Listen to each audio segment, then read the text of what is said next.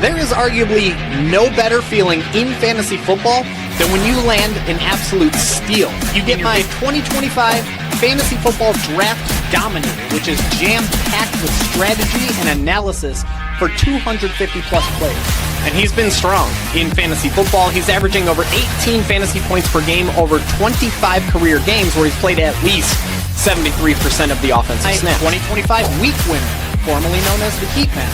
So you can conquer start-sit dilemmas, find plug-and-play streamers, and dominate your weekly matchups with this one-of-a-kind resource, Discord community, where you can get personalized advice from 180-plus and counting sharp fantasy football minds that are helping each other dominate.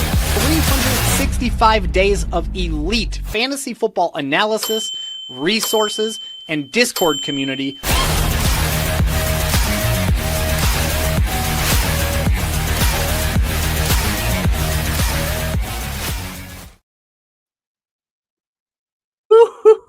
What is up, ladies and gentlemen? Welcome in Basement Brewed Fantasy Football to the live Week 13 start-sit episode. I guess this is episode 2 of Week 13 because my guy Tanner hopped on Thanksgiving morning and helped the good people out.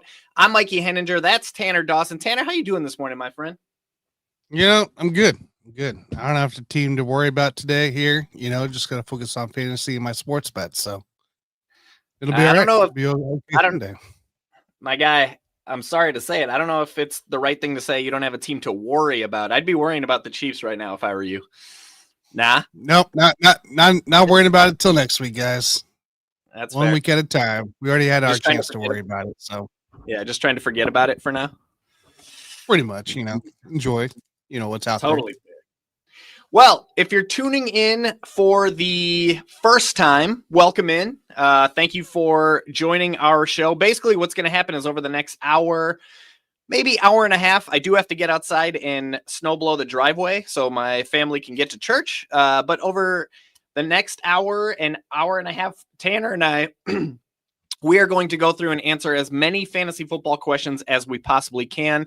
If you're new to the channel and you've never seen any of my content before, I'm Mikey Henninger. I'm the founder of Basement Brewed Fantasy Football. And basically, that doesn't matter. What matters for you and what you need to know for this show is I spend about 20 hours every single week. And that's not an exaggeration. Like literally every week, I'm spending 20 plus hours studying every quarterback, running back, wide receiver, tight end, defense, and kicker that's relevant to the upcoming slate.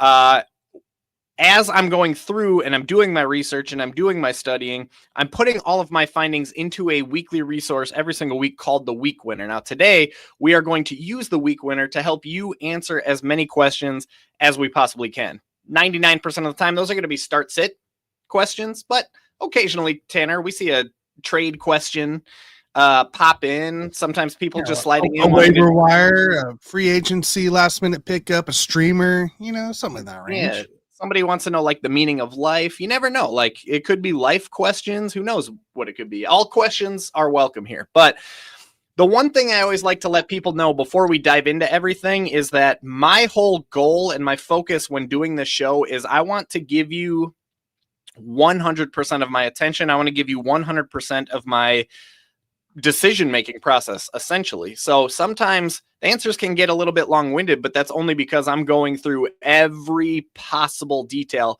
that I can possibly think of to help put you in a position to be more correct more often, if that makes sense. So Tanner, quick tech check. I'm getting some error messaging on my screen that my internet is lagging. Or am I like lagging? Are you hearing me okay? Or what are we?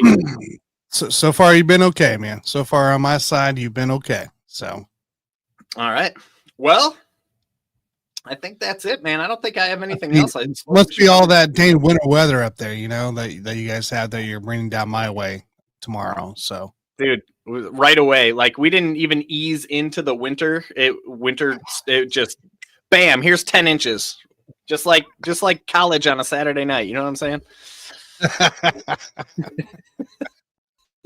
Insane, dude. Anyway, Insane. All right, dude. I think I think we go ahead and hop in. So I'm going to turn control over to. I should probably have you do the intro because you're the dude who like freaking runs the show. So I'm gonna turn everything over to you. Yeah, let's get into it, guys. I know we got some Star State questions here to go over. Big week, by the way. I don't know if you guys are aware, but playoff week's coming up here. I did stay on Thursday morning, on Thanksgiving morning. Don't give up yet. Don't give up yet. Play that spoiler. Even if you're out of the playoffs, play that spoiler. This is the whole part. You're playing with your buddies. You're playing with being competitive here. Yeah. Be that guy that kicks some guy, one of your buddies out of the playoffs. Be that spoiler. Don't give 100%. Up yet. And I'm in the camp, Tanner. I don't know about you. I know there's a lot of people out there who say once you're eliminated from the fantasy football playoffs, you shouldn't be allowed to make transactions anymore. And I'm like, nah, man. Like NFL, you're still allowed to make your team. Like I want to, if I'm eliminated, I want to go out and still compete. I want to try and win. So I'm not going to be dropping like Jonathan Taylor, but I'll be trying to make my team better all the way till the end for sure. Exactly. I mean, situational based. I'm sure there's some guys where you're like, all right, really. But outside of that, though, like as long as they're making reasonable moves here, let them. They should be. So that's what I believe here. But let's get a playoff push going here this week. Here, let's see what we can do to help out. Let's start here with our first comment. First comment of the day here. Douglas C. Full PPR. Woody Marks or Vidal? I'm going to be going with Kamani Vidal on this one because Omarion Hampton is out. If Omarion Hampton was in, I mean, obviously that complicates things. But my greater point is the fact that Hampton is out means the entire backfield belongs to Vidal. There's no questions about workload. The Chargers are, I just updated the week winner. They're 10-point favorites over the Raiders. That suggests a really, really positive game script. It suggests a really run-heavy game script for the LA Chargers. They should be able to keep the ball on the ground. There's nothing that's terrifying about the Raiders as a matchup against running backs. They're very mediocre, middle of the pack. They rank 17th against running backs, which is the 16th, quote unquote, fewest fantasy points allowed, PPR points allowed to opposing running backs. So ultimately what we're looking for with running backs is if we can find a running back who has basically the entire backfield to themselves and they are in a supremely run heavy environment, which the Chargers should be as 10-point favorites here. And there's nothing that's scary about the matchup. And the Chargers have a nice projected team total of 25 plus points, which is easily top 10 in the league. There should be no shortage of touchdowns.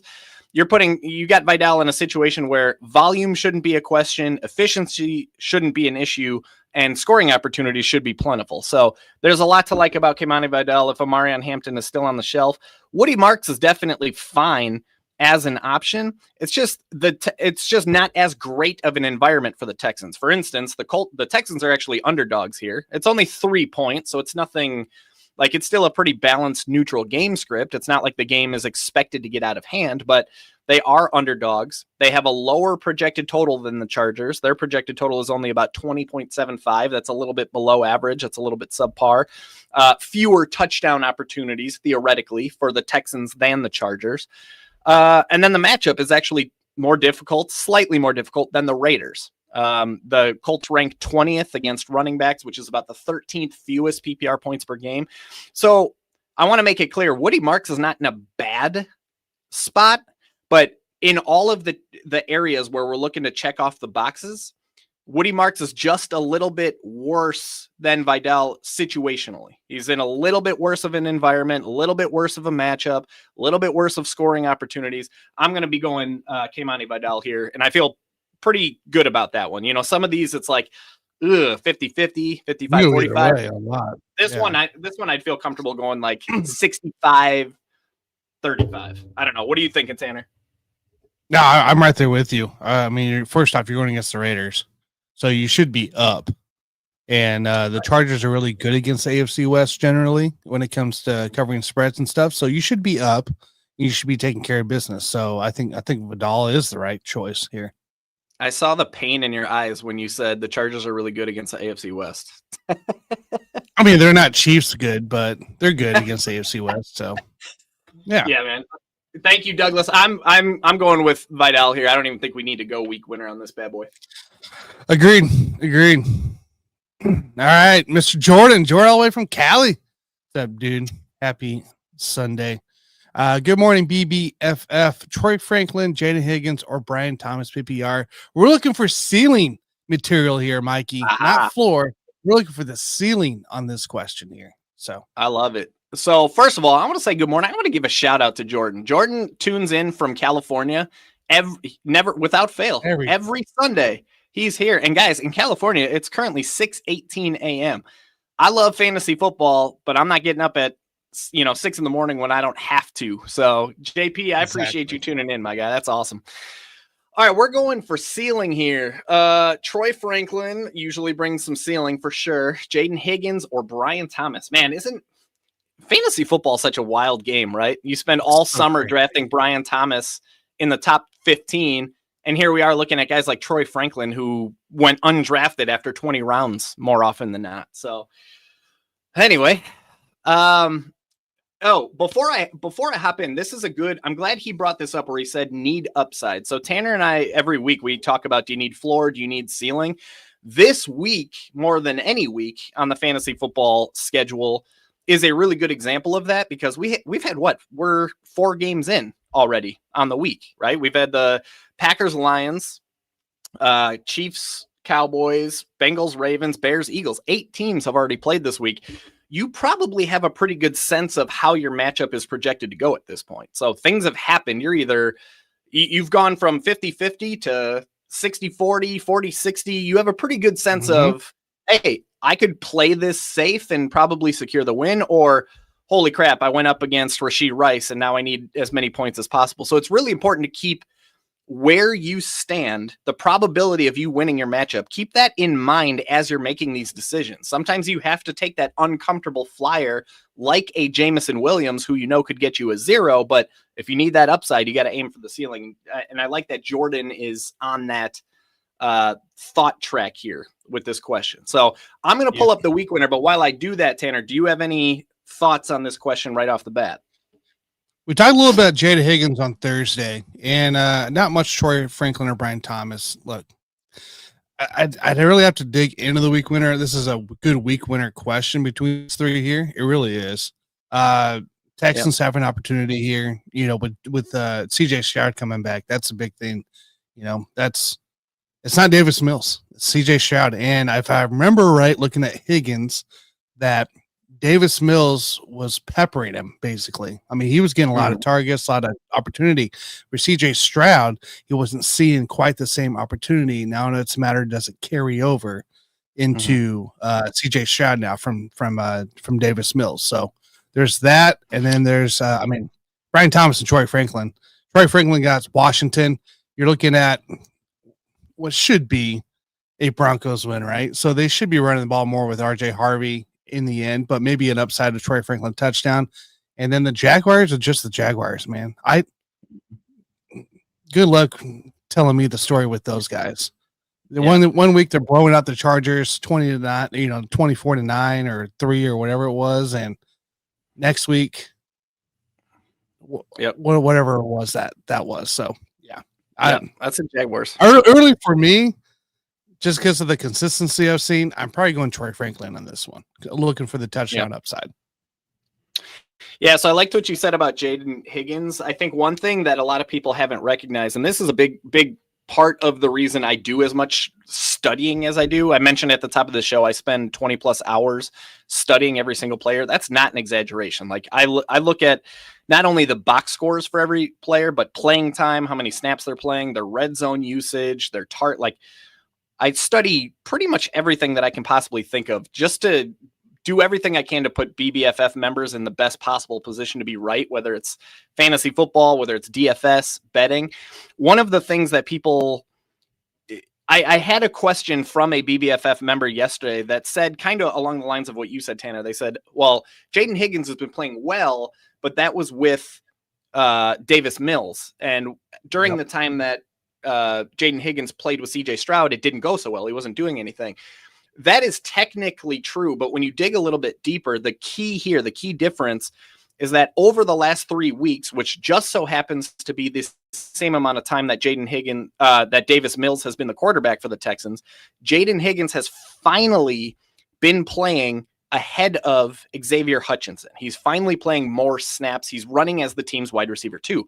Over the first, 10 weeks of the season, he was not. It was Xavier Hutchinson over him. Christian Kirk was involved at times. So Jaden Higgins was barely on the field half the time. So now we're in a situation where they're finally embracing Higgins as the wide receiver too, putting him on the field more frequently than Hutchinson. There's room for growth, by the way. He's still only playing like 64% of the snaps. He still could get up to 70, 84. So there's room for growth there.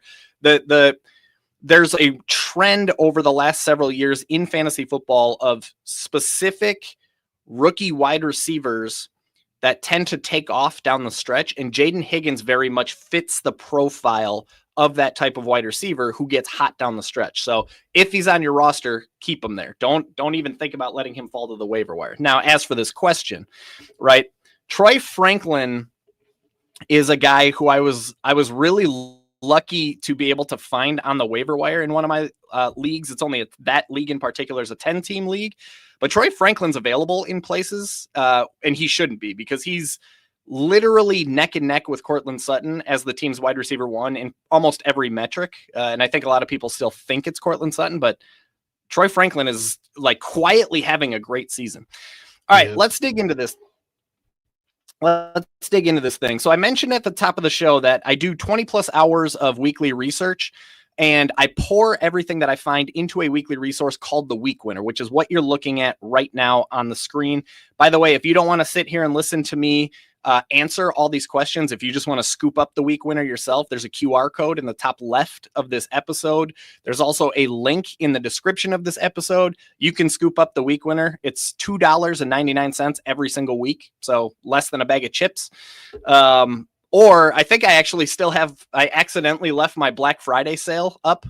So if anybody wants to scoop up the Black Friday deal, that gets you every Week Winner for the whole rest of the season. Look at that ticker.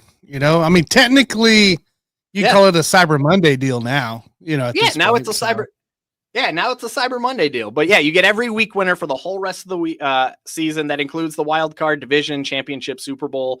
That gets you access to our Discord server, access to our monthly jersey giveaways, which I just realized we're supposed to do a jersey giveaway at the end of this episode.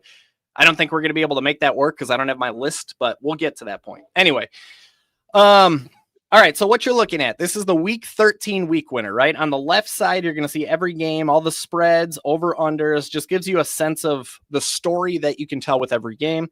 You're going to see how each defense is performing against individual positions. So, for example, you see this 1 next to the Cowboys underneath quarterback. That tells us that the Cowboys are allowing the most fantasy points per game to opposing quarterbacks, whereas this 31 under running backs next to the Lions, that tells us they rank 31st against running backs, aka they're holding running backs to the second fewest PPR points per game. Tough matchup. So a really quick snapshot, really quick cheat sheet of all the games, all of the defenses, everything that you can need there if you're trying to just move quickly. Otherwise, on the right side, all of the players are listed into one of 5 columns. Column A, which is, these guys are set to absolutely explode this week. All of the data suggests a blow-up week. Column B, these are guys that are due for an above-average week. These are guys that I feel good about having in my lineup.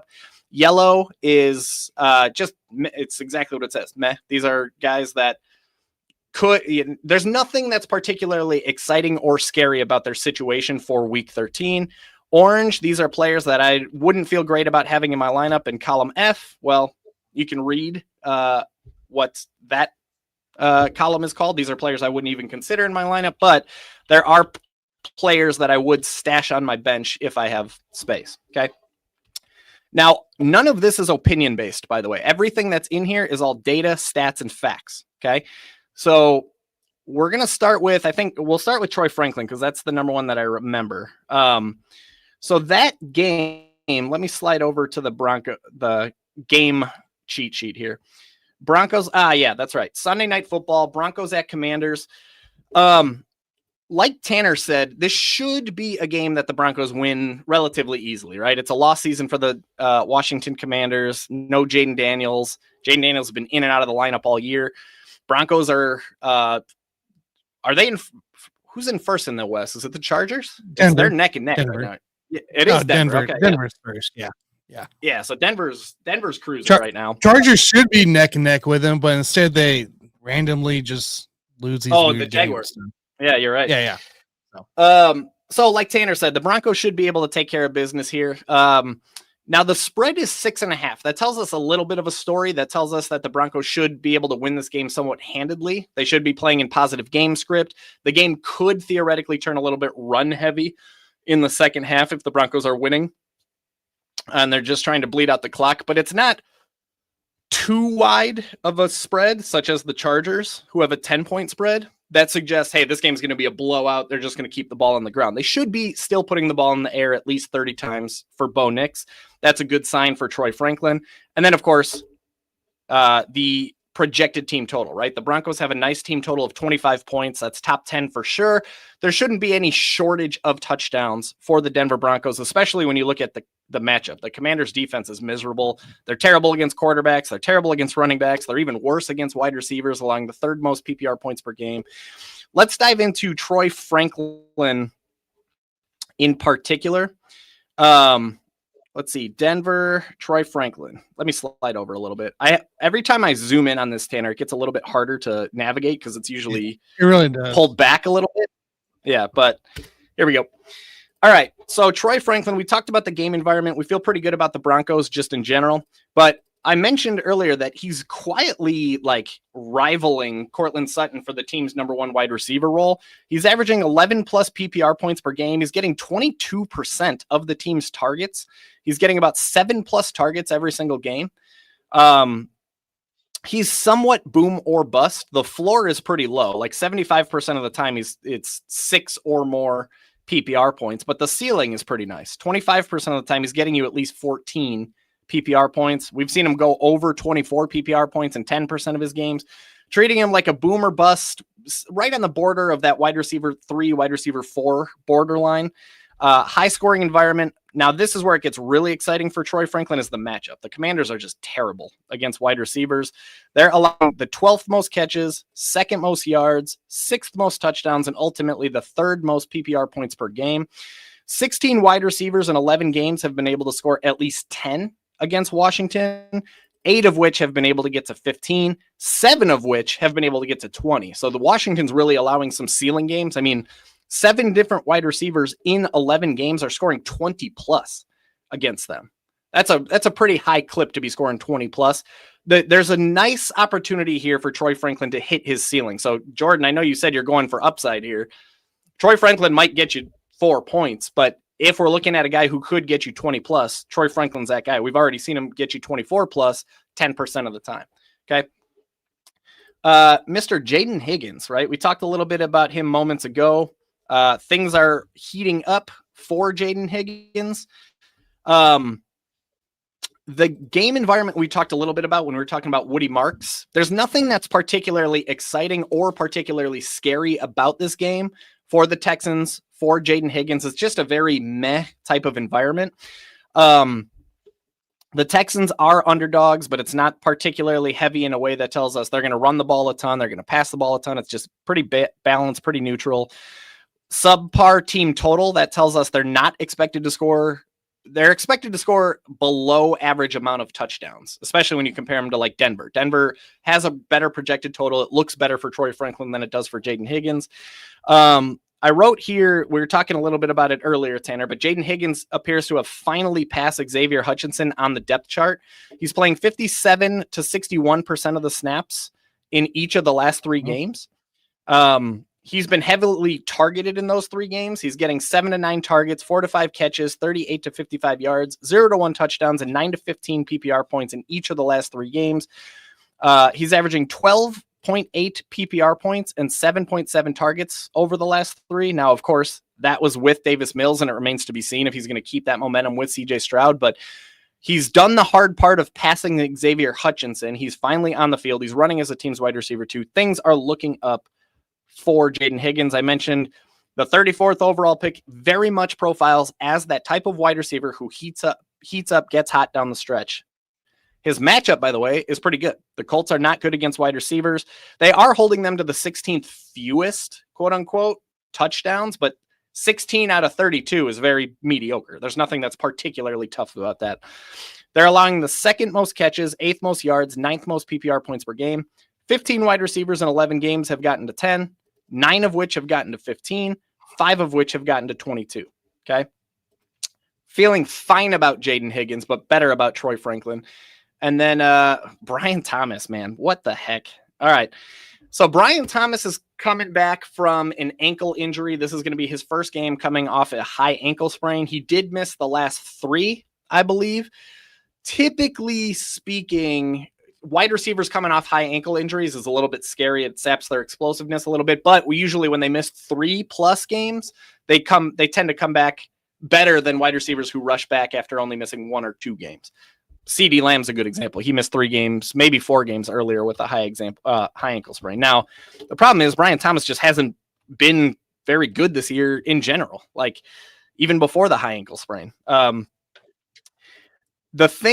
we'll start with the game environment. The Jaguars are entering this game as 7-point favorites. They do have a decent projected team total of about 25 points. Touchdowns shouldn't really be an issue for the Jaguars. But they are 7-point favorites. That starts to get a little bit run heavy. If they start to run away from the Titans, it could turn into hey, let's give the ball to Travis Etienne. Let's give the ball to Bashal Tutin in the second half of the game. But nothing that's scary for Brian Thomas. Okay. You would kind of figure too, the Titans defense being what it is against the running backs. Yeah. That's also a matchup to look at too. Yeah, the Titans just in general, like you'll see the blue dot down here. This is a matchup you want to attack with wide receivers, but they're not any good against running backs either. So you're spot on there. Yeah.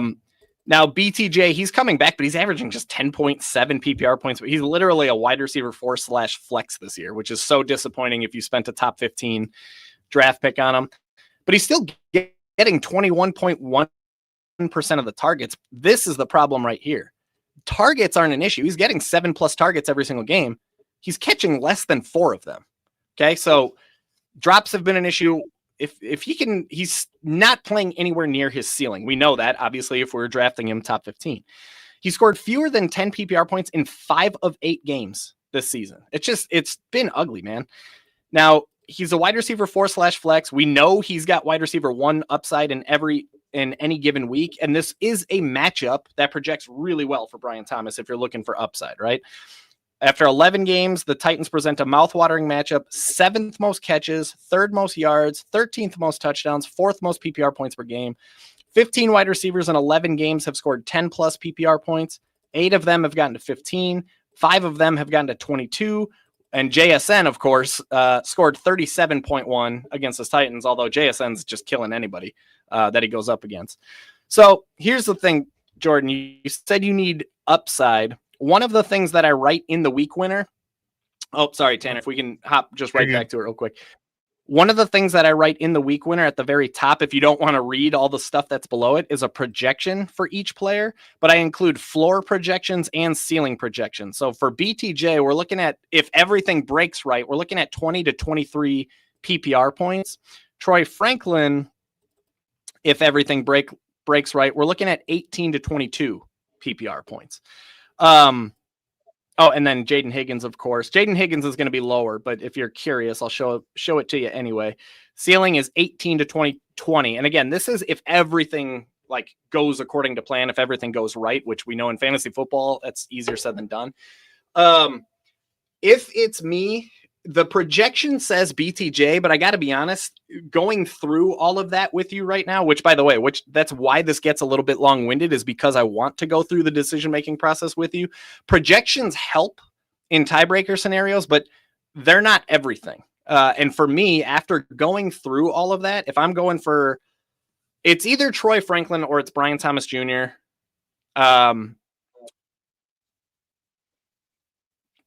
Brian, I'd go Brian Thomas. I was going to say Troy Franklin, but the more I think on it, I would go with Brian Thomas there. I think Cam Ward played really well. He's been playing really well. If there's any chance, Yeah, if there's any chance the Titans can keep this thing even remotely competitive enough that the Jaguars have to keep throwing the ball, there's no reason Brian Thomas can't absolutely destroy that defense. So I'm gonna go BTJ if you're aiming for maximum upside here. There you go. There you go. Douglas, I'm gonna we'll come back to you, Douglas. We'll come back to you. Let's get some other guys here. Yeah. Greg Quirk, appreciate it, Douglas, by the way. Don't take it offense. Just trying to get some other guys too. Greg Kirk. To answer your question, Trevor Lawrence. There you go. Oh yeah. I didn't even Oh, and Greg Kirk. Okay, yeah, never mind. That one would take some week. A little bit of time. Yeah. Greg, appreciate you joining. Morning. Thank you. Good luck to you as well. What's up, GQ? Denzel Barrett, Baker or Brissett? Injured Baker or Brissett? Man, oh man. Dude, here we go again. Fantasy football is weird. Baker or Brissett? Imagine asking me that question in like August. I'd be like, what are you talking about? But here's the thing, man. Yeah, here's the thing, dude. Jacoby Brissett is balling right now. Balling. Oh, he's insane. I'll get into it, so there's no sense in guessing. Here's the thing. You're going with one of these two quarterbacks, right? It's the same game. If Baker looks even a little bit like Baker with the injury, the thing is, his injury is I was reading, I don't know if anybody here follows Dr. Deepak Chona on Twitter. Highly recommend following him on Twitter. In fact, shameless plug real quick. I am hyper focused on growing my Twitter following. So if you're enjoying today's content, if you want more fantasy football content, I try and tweet every single day, or X, whatever it is, at BBFF Mikey over on Twitter. Would love to hang out with you there. If you click that follow button, I appreciate you. But if you follow Dr. Deepak Chona on Twitter, and if you don't, I highly recommend it. He's a doctor who basically plays fantasy football, follows fantasy football, and he has a whole database of injuries and timelines and what's typical and what's not. And he's really educated on all things injuries, which I'm certainly not. I'm not close to a doctor. What he was saying about Baker Mayfield is that he shouldn't be limited in what he's capable of because the injury is to his non-throwing shoulder. The risk with Baker Mayfield is if he gets sacked or tackled in a way that he comes down on that shoulder again, it could knock him out. So he's got to be really careful about protecting himself. Like, he shouldn't be running. And if he's running, he needs to slide way early. And the fear is that he gets tackled onto that shoulder. So, but if that doesn't happen, he should be able to play the way that Baker Mayfield plays. If that happens, I see no reason that this game would not go over the over of 44.5 points. Like, the Cardinals offense under Jacoby Brissett, more than capable of moving the ball, especially against a defense that allows the third most fantasy points to a quarterback, 11th most to a running back, 8th most to wide receivers. Jacoby Brissett now has a better matchup than Baker Mayfield does, right? The Bucs are allowing the third most fantasy points per game. That's that's bottom three, right? That's typically the type of defense you'd want to attack with a quarterback. Cardinals, on the other hand, are actually a subpar matchup for quarterbacks, holding them to the 10th fewest fantasy points per game. Now, the flip side of this, though, is that the Buccaneers are projected to score more touchdowns, score more points than the Cardinals are, 24 points versus 23. So let me slide in. I'll try and keep this one on the quicker side. Who should we start? Let's start with Jacoby. All right. Wait, let me slide over here. Boop, boop, boop. All right, here we go. Jacoby Brissett. Double click on his name. You're going to get everything that you could possibly need to know to make this decision. Now, we said that he's balling, and that's like blue dot. That's pretty hard to get in the week winner, but he's averaging 21 plus fantasy points per game. Here's a big reason why. This dude is averaging 44 pass attempts per game. You're going to score fantasy points when you do that. Your pass catchers are going to score fantasy points when you do that. He scored 18 or more fantasy points in all 6 starts for the Arizona Cardinals. He's landed between 21 and 22 points in 4 out of 6. He's got a high of 24.8 and a low of 18.7. The worst he's done this year is basically 19 fantasy points. That's pretty darn good. That's a nice floor. 6 games isn't the largest sample size, but it's enough to tell us, hey, we can keep trotting him out there, at least for now.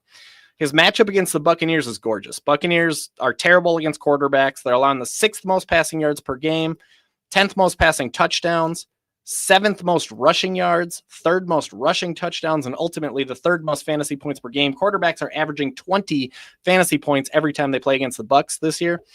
7 quarterbacks in 11 games have been able to score 18 plus against Tampa, 4 of which have gotten to 22 or more. One of which, Josh Allen, scored 42.7, but that's also Josh Allen.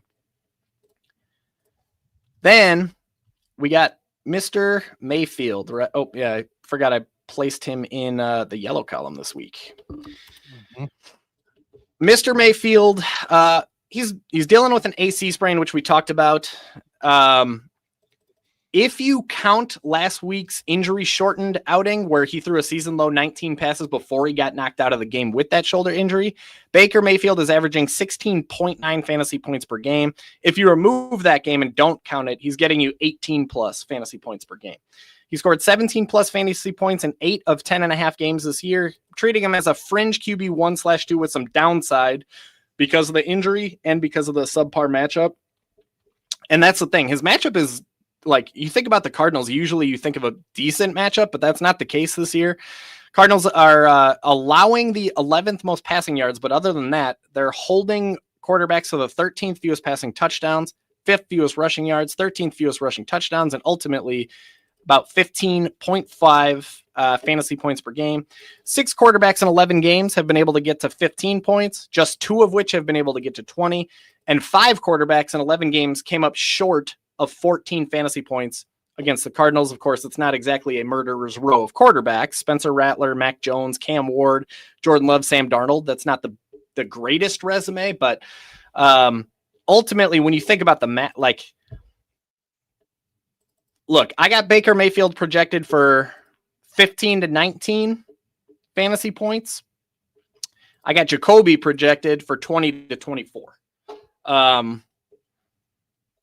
It sounds weird, but given the injury, given the matchup, given the way that Jacoby Brissett is playing, it sounds weird to take the underdog quarterback, right? The Buccaneers are expected to win this game. Theoretically, you would want the quarterback that's on the team going to score more points. But me personally, there's a lot working in favor of Brissett and a lot working against Baker Mayfield. I'm going to go with Jacoby Brissett on this one. Tanner, I don't know if you have a different perspective after going through all that. I'm right there with you. I think Brissett is the pick here. That's what I would pick in this one here. Ride the hot hand. Michael Wilson has been a guy for him. Marvin Harrison, is there too. So the guy's going to sling it. And at worst, the Bucs get up a little bit, and you got Brissett throwing the ball more and more all game long. So and still no Edmonds, still no run game. So no, I'm going Brissett in this one. Do you mean Trey Benson? Yeah, sorry, Benson. I don't want to say Edmonds. Dude, Trey you went with a Chase Edmonds callback. I love that. Yeah. Going back, man. That's what I think of him, Yeah. Dude, 100%. So dude, it's been a revolving door of running backs for the Cards, so who knows who's playing this. Somebody new, Bam Knight, Michael Carter, who knows who's next. So, but yeah, I go Brissett. Yeah, I agree. He's getting Marvin back. Michael Wilson's looking like I was checking out props yesterday, by the way. All of Michael Wilson's props are slightly higher, I should say, than Marvin Harrison's, which is interesting. Now all the Twitter doctors I stayed away from on my bets. Yeah, because I did a lot of props yesterday too, and I don't know. I just couldn't do a lot around that Harrison and Wilson just because. Yeah. I mean, you just don't know. Yeah. I just thought it was interesting to see Michael Wilson projected higher than Marvin Harrison. Now, all the Twitter doctors I follow say that with the appendix surgery, like he might be limited, might be a little bit of a snap count, that sort of thing. So Michael Wilson's got 20, 30, 33, I think, targets in the last 2 games. So it's like, keep feeding him, I guess. Feed the hot hand. So yeah. Anyway, I'm going Jacoby. Yeah. Scott Cobe, he's in a high stakes league currently. Okay. Ooh. High stakes league. He's up by 90 points. He needs to hold on to win to play for 4K. He needs one wide receiver, one flex, PPR, tight end premium is the league. Hunter Henry, Michael Pittman, Parker Washington, or Debo. Okay. Now, when he presented this to me on Thursday, and I told him the other day too, I'm still on the vote of ceiling Pittman, Debo was the floor. So, but I'm gonna let you take a stab at it and see what you like here. Yeah, this one's not easy. Now, if I'm understanding you right, Scott, and feel free to reply in the comments if you have a chance. If I'm understanding you right, you're looking for floor here. Like you got a really nice lead. Obviously, I don't know how many players they have. Yeah, just hold on to win. So it seems like floor. And that to me says probably Michael Pittman, to be honest. But I'm going to dive into the week winner. Before I dive into the week winner, just so I can catch my breath for a quick minute here, Tanner, I wanted to remind everybody that if they want to scoop up you can get the week winner for $2.99. I do that every single week. Week 14, week 15, all of that will be ready. But I recommend, since it's still available on accident, scooping up the Black Friday bundle. You might as well. The Black Friday bundle gets you every single week winner from here all the way through the Super Bowl. You get into our Discord server. You get access to our jersey giveaways. We got 2 left this year. Thank you, Floor. I got you. We got 2 jersey giveaways left this year. So you'd get in on those. $14.99. I promise you've spent $15 on worse. Tanner, why don't we go ahead and show everybody what they would get as a member of BBFF? What's up, my fellow fantasy football nerds? If you're looking to dominate your league from start to finish and win cool prizes along the way, it's time to join the Basement Brewed Fantasy Football family. As a member, you're going to get our brand new 2025 Draft Dominator, which is your ultimate guide with tiers, rankings, and season previews for over 280 players to make sure you walk out of your draft with the best team in the league. And that's only the beginning. You're also going to get our 2025 Week Winner, which gives you contextual matchup analysis for every single player in every single game, every single week, so that you can conquer those difficult start-sit dilemmas and dominate your weekly matchups. And let's not forget our amazing Discord community, which is a family of passionate fantasy football players sharing strategy, workshopping dilemmas, and helping each other dominate 24/7, 365. Plus, if that wasn't enough, every single month you're automatically entered into our autographed jersey giveaway. It truly is a no-brainer if you want to take your fantasy game to the next level, have the most fun you've ever had playing this game, and support a small but mighty business along the way. Sign up today for just $69 for an entire year. Seriously. That's 365 days of total domination, community, and giveaways for less than your last bar tab. Join the BBFF family right now using the link that we left for you in the description of this episode. I'll see you inside. Woo! Tanner, you killed that. You killed that advertisement. By the way, the whole reason I needed to do that is I had to go ask my wife if she could throw on a cup of coffee for me. So give me a chance to run upstairs real quick. It's fair, man. It's a fair call. Yeah. Plus, you put so much time and energy and effort into making that so awesome. We got to show it. And by the way, Scott already scooped up the Black Friday deal. So Scott, A, I appreciate you, good sir. That's awesome. Thank you very much. And B, don't take it from me. Don't take it from Tanner. Listen to Scott. Scott scooped it up. He recommends it. Scott clearly knows Scott's high stakes, right? We're talking about Scott's high stakes, man. All right. Big money. I've avoided it long enough. Let's get into it. Sorry. No, you're good. I'm getting a little click happy, so do your thing. All right. Good morning. 90 points. Hold on. Win to play for 4K. Let's go. So I need 1 wide receiver and 1 flex. Okay, so we're picking 2 of these guys. Yep. Hunter Henry, Michael Pittman, Parker Washington. It's not going to be Parker. Debo. All right. Let's dive into it. I'll start with Debo.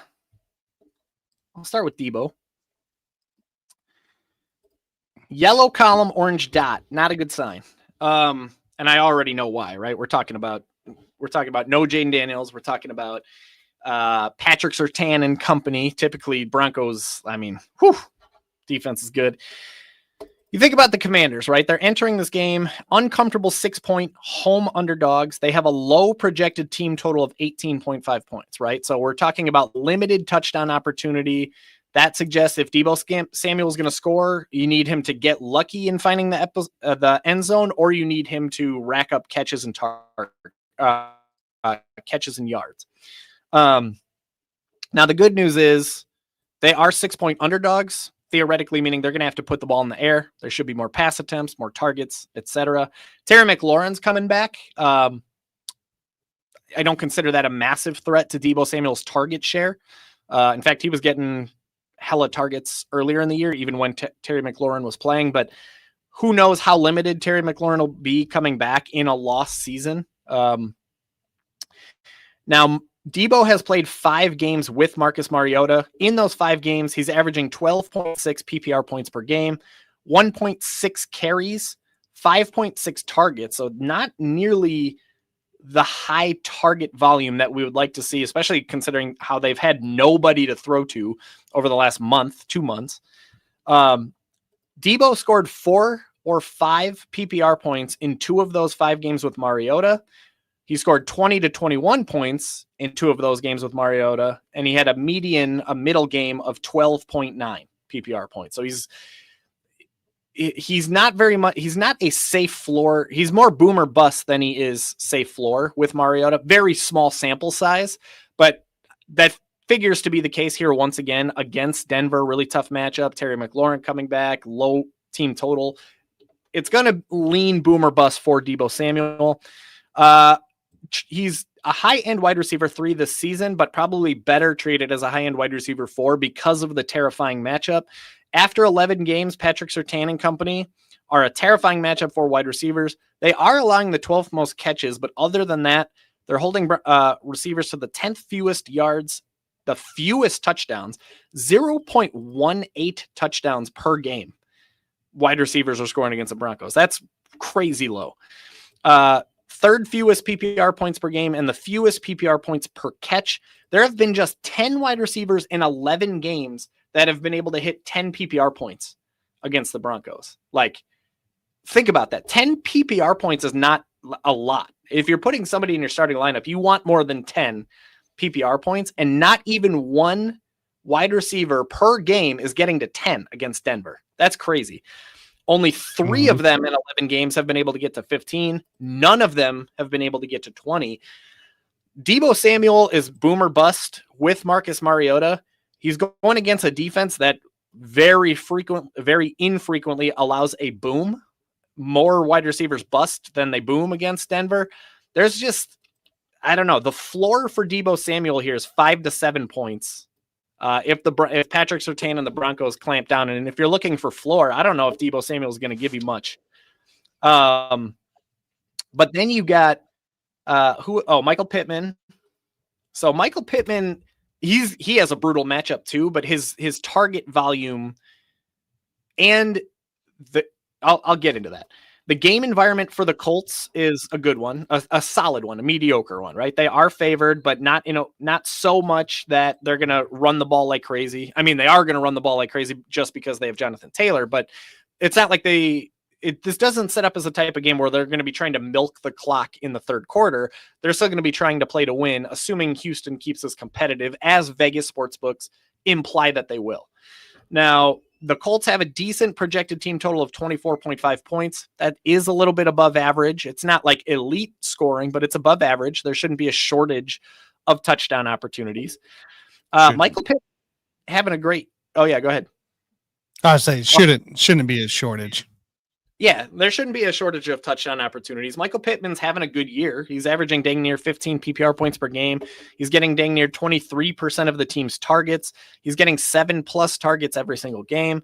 His floor, he's getting you about 11+ PPR points 75% of the time. 3 out of every 4 games, he's getting you at least 11 PPR points.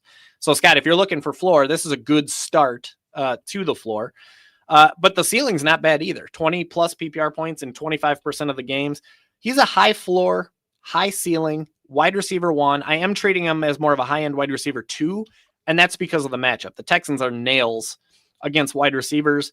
One of the toughest matchup in all of fantasy football for wide receivers, holding them to the 5th fewest catches, 8th fewest yards, 4th fewest touchdowns, fewest PPR points per game. Just 9 in 11 games have been able to reach 10 PPR points. That's somehow even better than the Broncos. Only 3 of them have been able to get to 13. 2 of them have been able to get to 20 plus points. So the matchup is nothing pretty, but still, floor, we're looking at about 9 to 11 points for Michael Pittman, and that's worst case scenario, typically speaking, from a projection standpoint. I don't love the matchup. I don't like his chances of blowing up, but I do like his floor better than I like Debo's floor in this scenario. Parker Washington, we got Brian Thomas coming back. I don't feel terrific about Parker Washington this week. The floor I have at 4 to 6 PPR points. Game environment we talked about. This could, if the Titans can't hang on, this thing could turn run heavy in the second half. Not too big a deal there. The bigger deal for Parker Washington is that Brian Thomas is coming back, and when that happens, he's going to soak up about 7 to 8 targets in that offense. He's going to bump Parker Washington to 3rd in line among Jaguars wide receivers. He's been playing well, but he's been the de facto wide receiver 2, maybe even wide receiver 1, as Jacoby Myers was getting more ingrained in that offense. But Myers is playing 80+% of the snaps now. He's going to be involved. It's going to be Brian Thomas, Jacoby Myers, and then Parker Washington is going to be battling for leftover targets and Brenton Strange as well. So the arrow is going to start pointing down on Parker Washington here. After 7 games where he played at least 71% of the snaps, he's averaging shy of 10 PPR points. He is seeing a very nice 6.9 targets per game. But again, those numbers are going to start to trickle down a little bit with Brian Thomas back in the fold. The matchup is nice. Sorry, I'm reading this one here real quick. He averaged 8.6 PPR points, 8 targets per game in 4 of those games with Brian Thomas Jr. Oh, yeah. I was talking about BTJ coming back. That's going to be a nail in the coffin, if you will, for Parker Washington, because he only averaged 8 PPR points and 8 targets per game with BTJ, but 11.3 PPR points without BTJ. The matchup is really nice. The Titans are terrible against wide receivers. Oh, we talked about this already with Brian Thomas, so we don't need to get into that. Yep. But still, like with the floor, 4 to 6 points, you got Brian Thomas coming back. Targets are going to be suppressed. Who knows? Like, is Trevor Lawrence going to have to throw the ball 40 times against the Titans? Probably not. I wouldn't feel good about Parker Washington if I'm going for floor here. And then Hunter Henry, the appeal here is the tight end premium portion of this. Unfortunately, Hunter Henry is no longer playing the Cincinnati Bengals. That would be, they're the Monday night game. Hunter Henry, so the game environment is fine. The Patriots are 7-point favorites. They have a really nice projected team total of 27 points. That's a very high end. So there should be, not only should there be no shortage of touchdowns, but Vegas sportsbooks are expecting them to be among the elite in scoring in week 13. That's just automatically a good thing. If you have a Patriots player, it gives you a greater chance of touchdown, like a higher touchdown probability. Hunter Henry, the averages look really good, right? He's averaging 10 plus PPR points per game. He's getting 18% of the targets, 5.2 targets per game.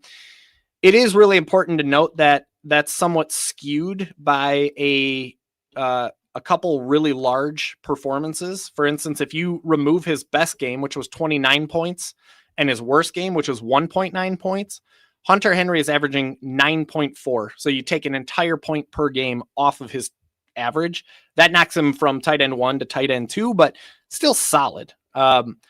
Now, note that he did score fewer than 10 points in 8 out of 12 games. So 75% of the time he's getting you less than 10 PPR points. But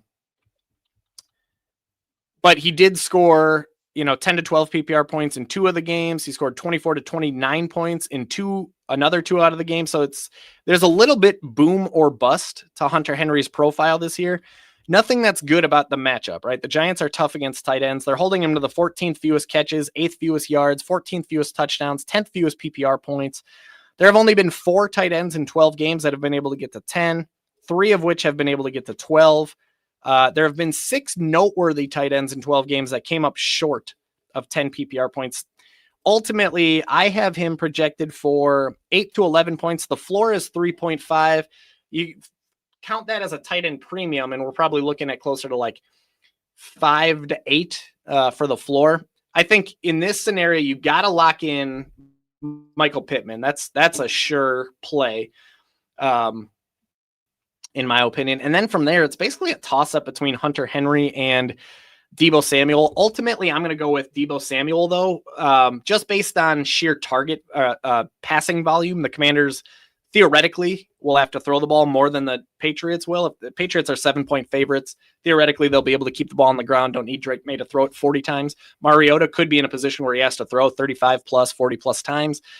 Deebo Samuel should be a top 2 option in that passing attack, whereas Hunter Henry could be top 2, but he could be, 4th, 5th in line. So that's a tough one. Pittman, I feel really good about being one of the answers. The other one I'd say is like 55-45 in favor of Deebo. There you go. It's kind of what I was telling them. So that works out. Dollar bill. So Dollar bill. E2. Egbuka, Warren, Judkins, Neal, and Shakir. Full PPR. Oof. We got to start putting a limit on like two names, 2 names allowed. My Lord. 3 max, 2 nonetheless. So yeah, we're gonna have to start putting a limit on these. Well, Tanner, what you got? Any initial thoughts on this? Well, Jaylen Warren's going to get, assuming the Kenneth Walker deal doesn't continue, Jaylen Warren's going to get the volume here, right? Or Kenneth Walker, Kenneth Gainwell. Holy cow! Holy cow! Kenneth, that's all good. Jaylen Warren's should get his volume still. Judkins, I mean, he's going to go in a tough matchup with Shador at quarterback, the unknown San Francisco there at defense. I mean, his attempts hasn't been the greatest lately. I'm unsure about Devin Neal.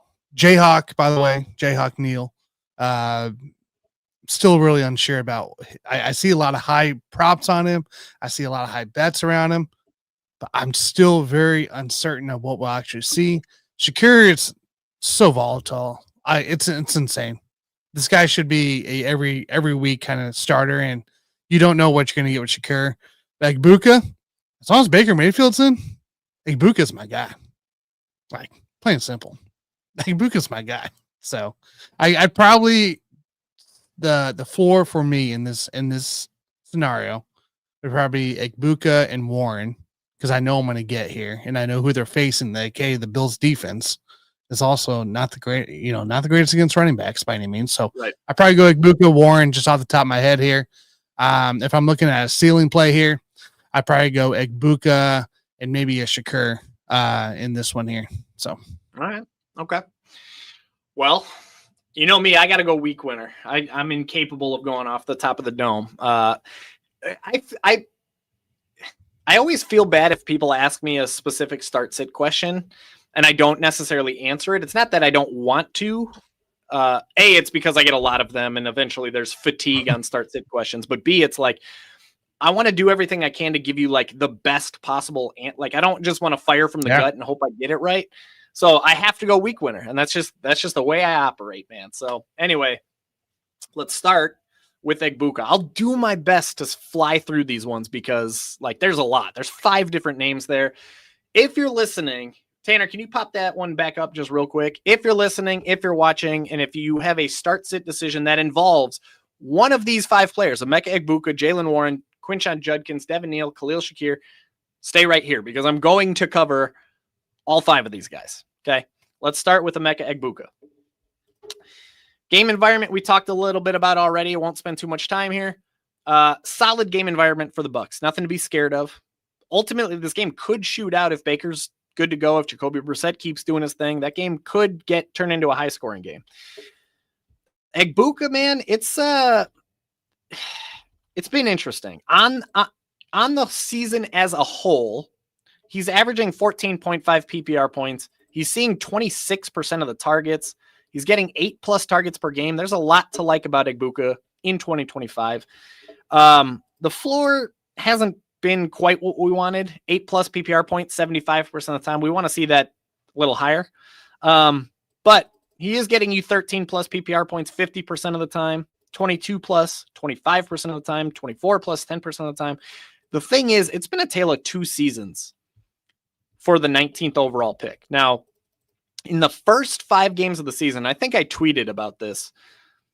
Shameless plug. Follow BBFF Mikey on Twitter. First 5 games of the season, Egbuka averaged 20+ PPR points and 7.6 targets per game. He scored 12+ PPR points in all 5 of those games, 3 of which he got over 20. But over the last 6 games, he's averaging just 9.9 PPR points despite 9.2 targets. He's getting a ton of targets, 9+, but he's only scoring 9.9 PPR points per game over the last 6. He scored fewer than 10 points in 5 of the last 6 games. He's slumping lately. In this matchup, I'm treating him as a boom or bust wide receiver 2. It's gotten kind of ugly, which is unfortunate for him. He was definitely benefiting earlier on with Mike Evans running routes. Like, defense has to account for Mike Evans, and suddenly when Egbuka had to be the guy, things started to take a turn downhill. And that's nothing against him. He's a rookie. He's still figuring it out. But without defenses zeroing in on Mike Evans, things have gotten a little bit interesting for Emeka Egbuka. By the way, Tanner, did you see the news today that Jalen McMillan is on his way back? We don't know. Yeah. So we'll see. Yeah. That could help. That'll make things interesting. So if you're in a deep league and Jalen McMillan's available, scoop him up if you have space. If not, it's all right. Matchup, very mediocre. There's nothing that's exciting about the Cardinals, nothing that's scary about the Cardinals. They give up the 14th most catches, they give up the 16th most yards, but they hold you to the 9th fewest touchdowns, 14th fewest PPR points. All of those numbers are mid, right? 14, 16, 9, 14. That's all very mediocre. There's nothing scary, nothing exciting. 13 wide receivers in 11 games have at least been able to get to 10 points. 9 of them have been able to get to 15, that's a pretty strong rate. 9 in 11 games have gotten to 15. 2 of them have gotten to 20. Ultimately, I'm projecting Egbuka for about 13 to 17 PPR points. I already don't remember any of the other names. Quinshon Judd, Jalen Warren. Let's go there. I knew that was going to happen where there's 5 names and I can't remember a single one of them. This should be a really exciting spot for Jalen Warren, but Kenneth friggin' Gainwell is really annoying things a little bit lately. Now the Steelers are entering this game as 3-point home underdogs. Typically, I don't love that. I want my running backs to be on favored teams, but 3 points that's very narrow. That's balanced. That's not anything to be particularly scared of. It's just more of a red flag than anything else. Steelers projected team total is 20. That's very mid. That's very middle of the pack. It's not great. It's not bad. It's just very mediocre. The Bills at Steelers does have a strong over under of 47.5 points. That suggests a sliver of shootout potential if the Steelers can just exceed their modest scoring expectations. Jalen Warren's having a solid year, right? He's averaging 13.1 PPR points per game. He's handling 16.6 touches. He's getting about 61% of the backfield touches. Floor has been really nice. He's getting you 10+ PPR points 75% of the time. Ceiling is getting you 16+ in 25% of his games. Now, most concerningly for both his floor and his ceiling is that he's giving up a ton of passing down work to Kenneth Gainwell over the last 4 games. So over the last 4 games, Jalen Warren has compiled 6 targets. That's it. And usually pass catching ability is usually one of the benefits of rostering Jalen Warren, but he's giving up that work to Kenneth Gainwell, who has 22 targets in the last 4 games. Gainwell has 14 targets in the last 2 compared to just 2 targets for Jalen Warren. That's a problem. That's a big problem for Jalen Warren's floor and his ceiling. Big time. Still, he's a rock solid RB2. It's a boom or bust matchup. The Bills have been a mouth-watering matchup for running backs this season. They are holding them to the 7th fewest catches, but that hasn't been a part of Jaylen Warren's game lately. 3rd fewest receiving yards, not a part of Jaylen Warren's game lately. It can be and it should be, but it hasn't been. But they are allowing the 3rd most rushing yards, 2nd most touchdowns. These guys are giving up 1.4 touchdowns every game to running backs on average. 3rd most PPR points, 4th most PPR points per touch. The numbers are a bit skewed by some boom or bust individual performances. So only 10 running backs in 11 games have been able to reach 10 PPR points, 6 of which have been able to get to 16 plus, but 4 of them have scored 31 or more PPR points against the Bills. That is insane.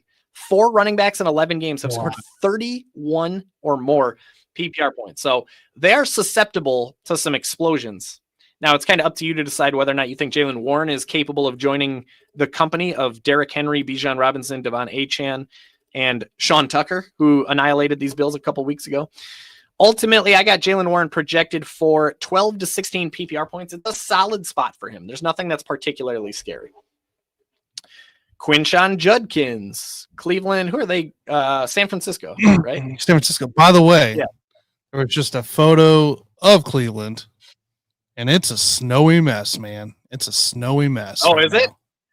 Oh, is it? Okay. Windy and snowy. It looked pretty rough. So that actually tends to be a benefit for the running back in that game. Inclement weather tends to push offenses into a more of a run-heavy script because they don't want to put the ball in the air. But B, trying to tackle Quinshon Judkins when it's all slippery and slidey, like it's not a bad thing, I guess, is what I'm saying. Now, the other part of the game environment, the fact that they're going up against the 49ers, that part's not particularly great for Judkins. The matchup is fine, but the fact that they're 6-point underdogs, not good. That typically tends to be the type of environment where if the 49ers get ahead, the Browns have to put the ball in the air. Now, the Browns defense is terrific. The 49ers is not. So the Browns' hope here is that their defense keeps them in it and they can just turn around and give it to their impressive rookie, Quinshon Judkins. What we don't love is the dangerously low projected team total of 16.7 points. Like, the Browns are not expected to score a lot of touchdowns. And that's a problem because that's pretty much where Quinshon Judkins gets his fantasy points, is touchdowns and rushing yards. He's not very active in the passing game. As you'll see here, 2 targets per game. So you need him to get rushing yards. You need him to score rushing touchdowns. Now, the good news is, as we saw last week, when the Browns do get into scoring position, the plan is Quinshon Judkins. Like, they literally have him taking snaps out of the Wildcat and doing everything they can to get him specifically into the end zone. I was looking at anytime touchdown props, Tanner, and he is actually, I think it was like minus 110 for Judkins to score. And most of the time, most players are not minus. They're usually, I actually took a either or of Judkins or McCaffrey today to score. Okay. Anytime touchdown. So part of a parlay, but I mean, those are my 2 guys, either or. One of those guys are going to score this game. Yeah. And if you think about the current state of the Browns, right, they're trying to get Shedeur Sanders involved, but they don't want to put too much on his plate. They're going to look, the offensive identity for Cleveland is Judkins. Like, as long as they can stay competitive, he's going to get the ball. It's the way that the Browns are going to be playing offense this year.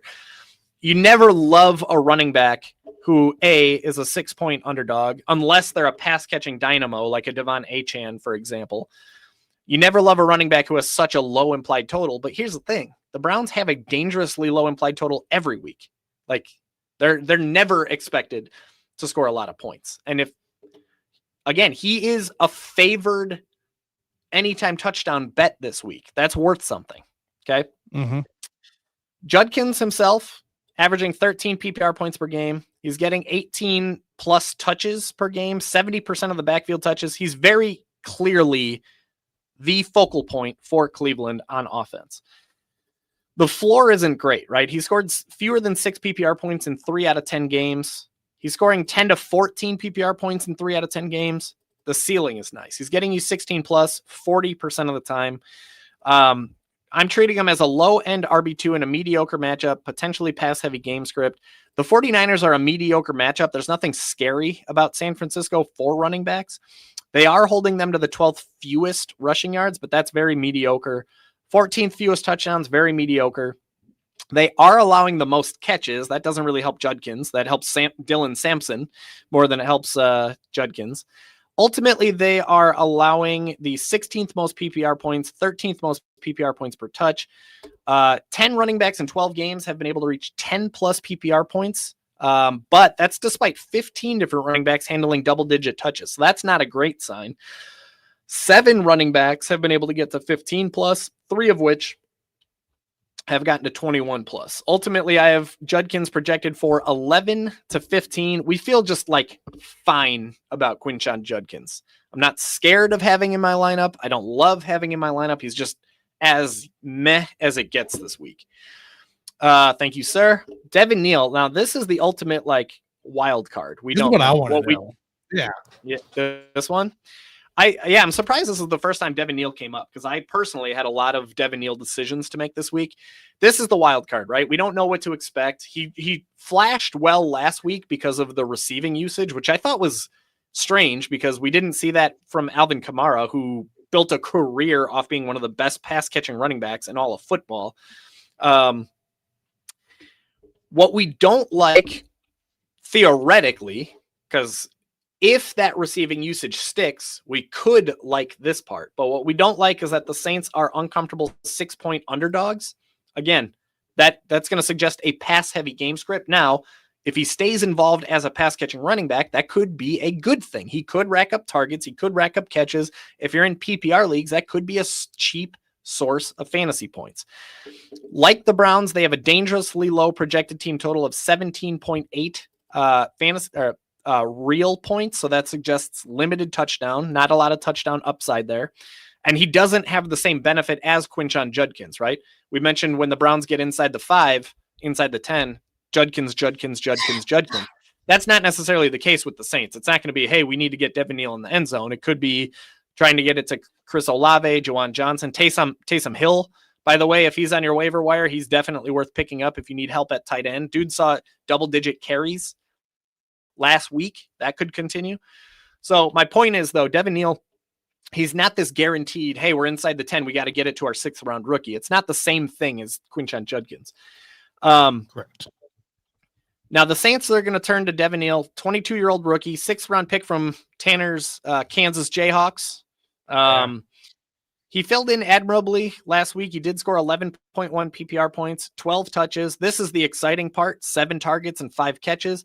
Teeny tiny sample size, but he's averaging 0.84 PPR points per touch this season, which, by the way, Alvin Kamara was averaging just 0.64 PPR points per touch. Full disclosure, it's not fair to just compare the two just on a one-to-one basis, only because Alvin Kamara had way more touches than Devin Neal this year. Different scenarios that Kamara's running the ball in. But the greater point here is Devin Neal is off to a solid start to his career. There's reason for optimism here. I won't read you what I wrote in this is what I wrote about Devin Neal in my 2025 rookie rundown. If you want access to this, you can always just scoop up a membership to Basement Brewed Fantasy Football. The matchup itself is very mediocre. Miami, they're holding running backs to the 10th fewest touchdown. So again, not too much touchdown opportunity. 16th fewest PPR points per touch. That's very mediocre. They're allowing the 4th most rushing yards, 8th most catches, 6th most receiving yards, and 10th most PPR points per game. 9 RBs in 11 games have gotten to 10. 6 of them have gotten to 16. 4 of them have gotten to 20. Ultimately, I have Devin Neal projected for about 11 to 15 PPR points. Last but not least, Khalil Shakir. Tanner, have you seen any news updates about whether or not Dalton Kincaid is going to go? I saw they activated a tight end off their practice squad, I believe. So that tells me he's not going to go, but I haven't seen anything. I have not. I've been looking out for it on Sleeper Underdog, Schefter, Rappaport, all those guys. Nothing yet for Buffalo. So okay. All right. So here's the thing with Khalil Shakir. It's a good game environment, right? The Bills are entering this game as 3-point favorites, strong projected team total, 25.5 points. That suggests plenty of touchdown opportunity. We talked about this earlier. Bills at Steelers could theoretically turn into a high scoring game if Aaron Rodgers can keep them competitive, keep Pittsburgh in the game. Shakir is averaging 11 plus PPR points per game. He's getting about 22% of the targets, which equals about 6.5 targets per game. The floor is okay, 9 plus PPR points in 75% of his games. The ceiling is okay, 16 plus PPR points 25% of the time. He's a high-end wide receiver 3. He does have high-end wide receiver 2 upside in this best possible matchup. The Steelers are the worst in football, fantasy football, when it comes to defending wide receivers. They are bleeding the most catches, most yards, 13th most touchdowns, and ultimately the most PPR points per game. 15 wide receivers in 11 games have been able to score 10 points, but forget that. 13 wide receivers in 11 games have scored 15 plus PPR points against the Steelers. More than one wide receiver per game is scoring 15 plus PPR points against the Steelers. That is really bad, like insanely bad. 7 of those wide receivers have gotten to 20. One of them, Jamar Chase, went for 38.1 back in week 7. I have Khalil Shakir projected for 12 to 16 points. I'd feel pretty good about having him in the lineup. So the question is, need 2 of Egbuka, Jalen Warren, Judkins, Neal Shakir, full PPR. The fact that it is full PPR has me eliminating Judkins and Neal. Judkins is going to be very touchdown or bust. He has to score to pay off. If he doesn't, you're looking at 6 to 8 PPR points. He's just not involved in the running game. So ultimately it's up to you to decide. Is Quinshon Judkins going to score a touchdown today? Because that's what it's going to come down to. Devin Neal, I am fine with him as a plug and play option this week, depending on what you have as alternatives. And you, Dollar Bill, have some good alternatives. This is a week where you don't need to squeeze Devin Neal in. I'd rather, in your situation, keep him on the bench, see what you have in Devin Neal, because you have strong options that you can go with. To me, it would be pretty hard to leave Khalil Shakir on the bench in this particular game against Pittsburgh. Dalton Kincaid, I think, will still be out. The fact that they promoted one of their practice squad tight ends yesterday is a bad side for Kincaid, but a good sign that he'll be out of this game. He did practice yesterday or on Thursday. So yeah, there's that. I originally left Kincaid off, but every Saturday I do what I call a Saturday sweep of the week winner, where I go through, adjust for injury updates, and I added Dalton Kincaid to this, but then I saw that they activated somebody off the practice squad. So it was like, that's usually a sign that the guy's going to be out.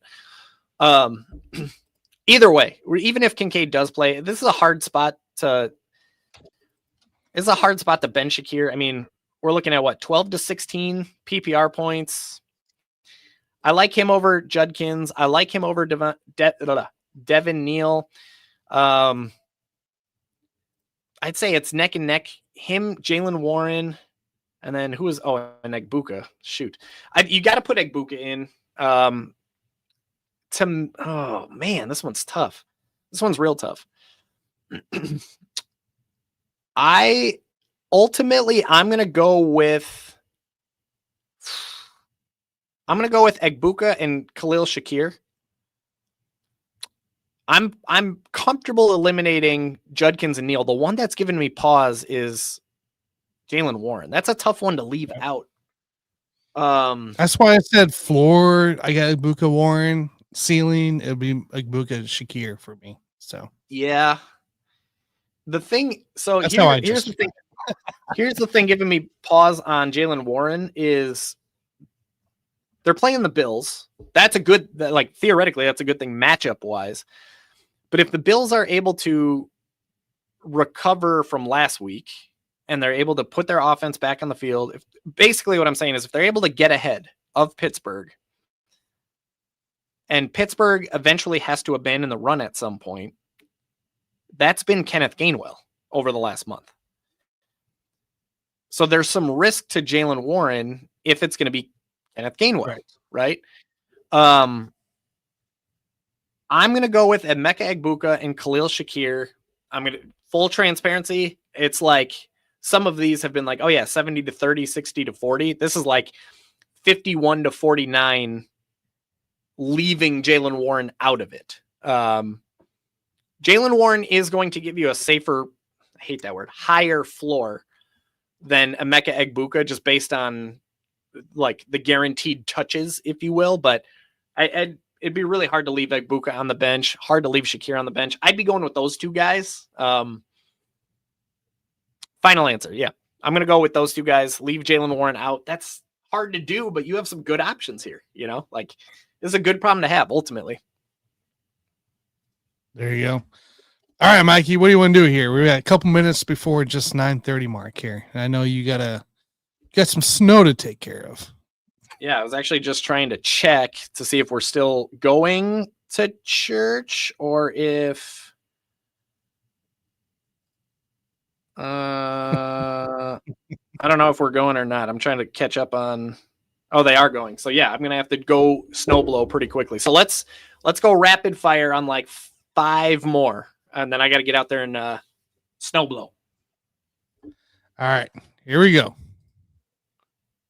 Let's do a couple tours, huh? Fan or Waller? Waller just got activated back into the roster today. Yeah, Waller is going to be really tough to trust in general. Look, Waller got off to a really hot start to his Miami Dolphins chapter, but a lot of people don't realize how touchdown dependent that was. Like, it was something like, without digging into the data, it was like 4 touchdowns in 3 games or something. Not an insane amount of targets. So my point is, he's somewhat touchdown or bust. If you think he's going to score, then he's a good bet. You know, obviously the Dolphins still don't have Tyreek Hill. They won't all year. So theoretically, Waller could work his way into a top 2 role. But first game coming off an injury, Saints are very mediocre against tight ends. Dolphins are supposed to score a decent amount of points. Then you got Cleveland. 49ers are a friendly matchup, but the Browns aren't expected to score a lot of points. We talked about the snow. I guess I would be going with Fannin is going to have a much better floor. He's activated. So yeah, we just saw that. So yeah, or should be activated. He just got back in the roster. Yep. Fannin is going to have the higher floor because he does get the targets that Darren Waller doesn't get. Darren Waller gets the targets inside the 20-yard line, which is theoretically more important because that's where that's where you cash the check, is in the end zone. Fannin is the type of guy that'll get you 4 catches for 40, 50 yards. So like a nice, like 8 to 9 point floor. And then Darren Waller is the guy who could score a touchdown or 2. So Fannin is the floor play. Waller is the ceiling play. I think ultimately, I personally would probably go with Waller in this situation, but I don't feel particularly great about either one. Okay. There you go. I know we talked 2 of these guys already, BTJ and Vidal here, but how about Michael Wilson? Which one would you choose? Oh, Michael Wilson, man. So there's look, here's the thing. That Michael Wilson is very coin flip this week, right? Because dude has obviously been a monster over the last 2 games, and he was a complete 0 over the first 10 games with Marvin Harrison, with Trey McBride. Cardinals coaching staff has talked about, he's earned more opportunities. What does that mean, though? It's easier to guarantee opportunities to a running back because you turn around and hand them the ball. Quarterbacks have to make the decision to throw to that wide receiver. So can we take it at face value that the Cardinals are going to get him more opportunities? Does that mean they're going to scheme him the ball more? I don't know, man. I definitely have Michael Wilson as a playable wide receiver 4/flex. Buccaneers are allowing the 8th most PPR points per game. That game could shoot out. There's a lot to like about Michael Wilson. There really is. But I would have a really tough time not choosing Kimani Vidal in this situation. Running backs, generally speaking, running backs like Vidal, who have no competition for touches, like he should be a lock for 15 plus touches. That is going to give you a much better combination of floor and ceiling than either one of those wide receivers. Like Michael Wilson could score 20 plus, BTJ could score 20 plus, but they could score 6, 7. Vidal should get 15 plus touches, should be good for 10 plus PPR points, could easily score 20 plus PPR points if he scores one or two of the Chargers' many touchdowns. I'd be going Vidal here. No questions today from Derek. Just want to say thank you. So. Derek, thank you, man. Appreciate you, buddy. Hope you're doing well. Adam G. Johnson or Johnston? Sounds like a law firm. So this must be a flex question. Look, the truth is ultimately, I'm going to say two things. Ultimately, I never love the idea of flexing a tight end. It just doesn't, it crashes and burns more often than it pays off. I will say this year, more than any year that I remember, has been a year to flex two tight ends. It's just been a weird year in that regard. Look, we know the deal with Quentin Johnson, right? It's boom or bust. He's going to score. He's going to get you 20 or he's going to get you 0, right? Like that's who Quentin Johnson is. I will tell you, there's nothing scary about his matchup. The Raiders are allowing the 5th most PPR points per game. Quentin Johnston's props look pretty good. I believe he has the highest touchdown odds out of all Chargers wide receivers. Don't quote me on that, but if I'm recalling, that's what I saw yesterday. So. The Chargers are projected to score 25 plus points. That's a really healthy number. The only downside is that they're favored by 10. Like the Vegas doesn't expect the Raiders to be able to keep this competitive at all. So if Justin Herbert doesn't even have to throw 30 times, Quentin Johnston's already pinched from a target standpoint. That's the downside. But man, like, would it surprise anybody if QJ drops 2 touchdowns on the Raiders today? No, like not at all. And then you got Juwan Johnson. Now, Juwan Johnson has a great matchup, like really, really good matchup. Dolphins allowing the 3rd most PPR points per game to tight ends. They're terrible against tight ends. Saints are 5.5 point underdogs. They're going to have to throw the ball.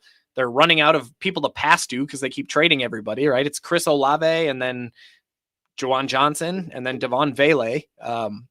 So here's the thing, man. Juwan Johnson has a higher floor than Quentin Johnson does because he gets more targets. It's just there's not a whole heck of a lot of ceiling there because it's not very touchdown heavy, but dude has been getting like pretty routinely getting 10, 11, 12 PPR points because he's racking up 5, 6 catches. So I'd say this, Adam, I don't know how your Thursday night games went. I don't know how your Black Friday game went. If you're in a position where you feel good about winning and you want the floor play, Juwan Johnson. But if things went poorly for you over the last few days, Quentin Johnson definitely is going to bring the ceiling.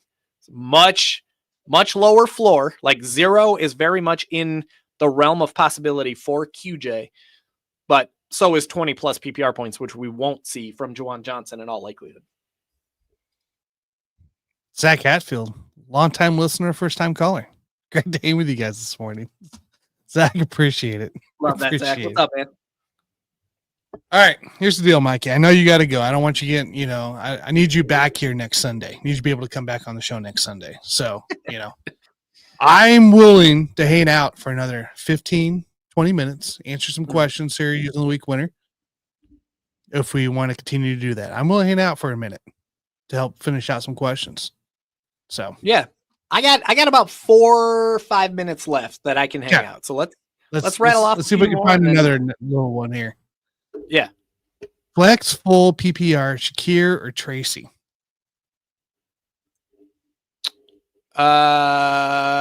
Okay, sorry.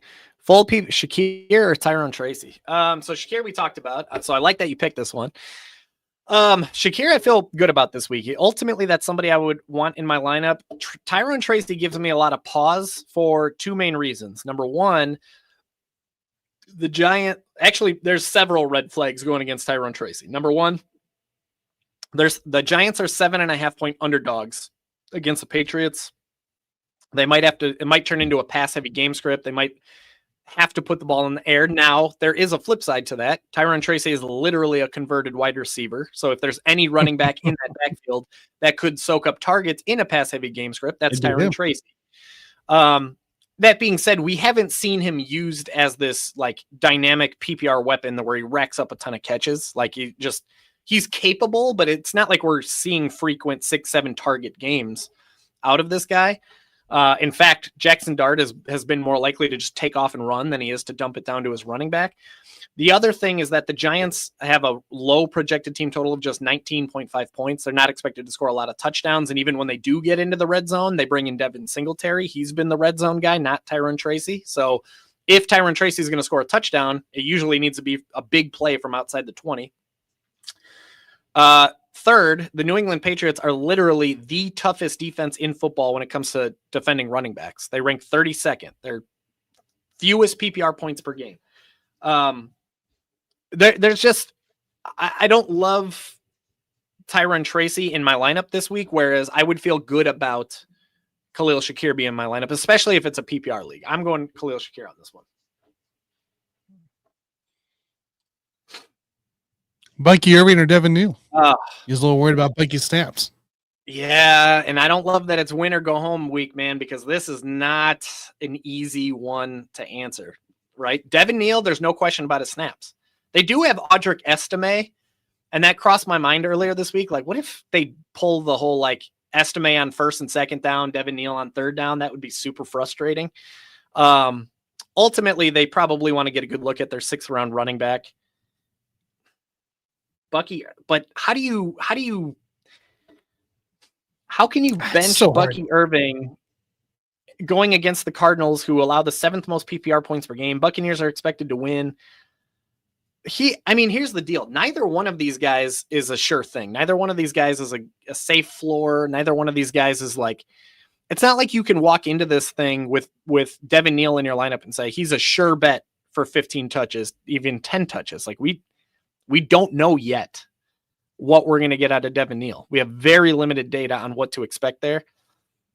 Same thing with Bucky. Like, is he going to, they did say that they're going to give him an opportunity to establish the hot hand.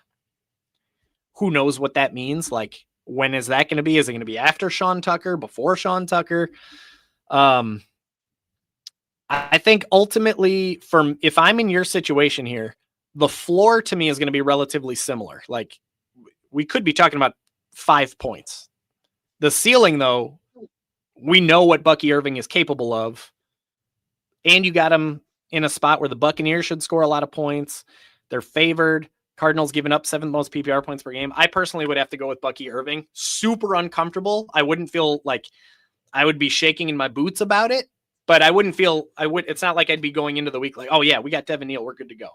So I'm going Bucky here. I don't know about you, Tanner.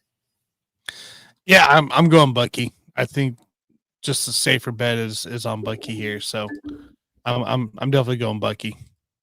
All right. So let's keep it rolling. I got more. Judkins or Vidal? Vidal. I'm going Vidal. Yeah. It's just the situation's just a lot better.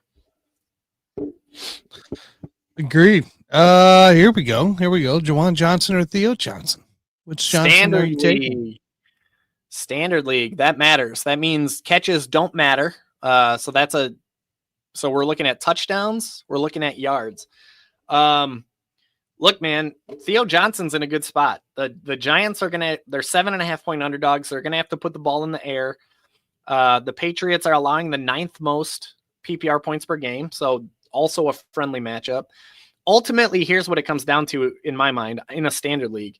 The Saints that's better than I thought. They're projected for 18.5 points. The Giants are projected for 19.5 points. I'm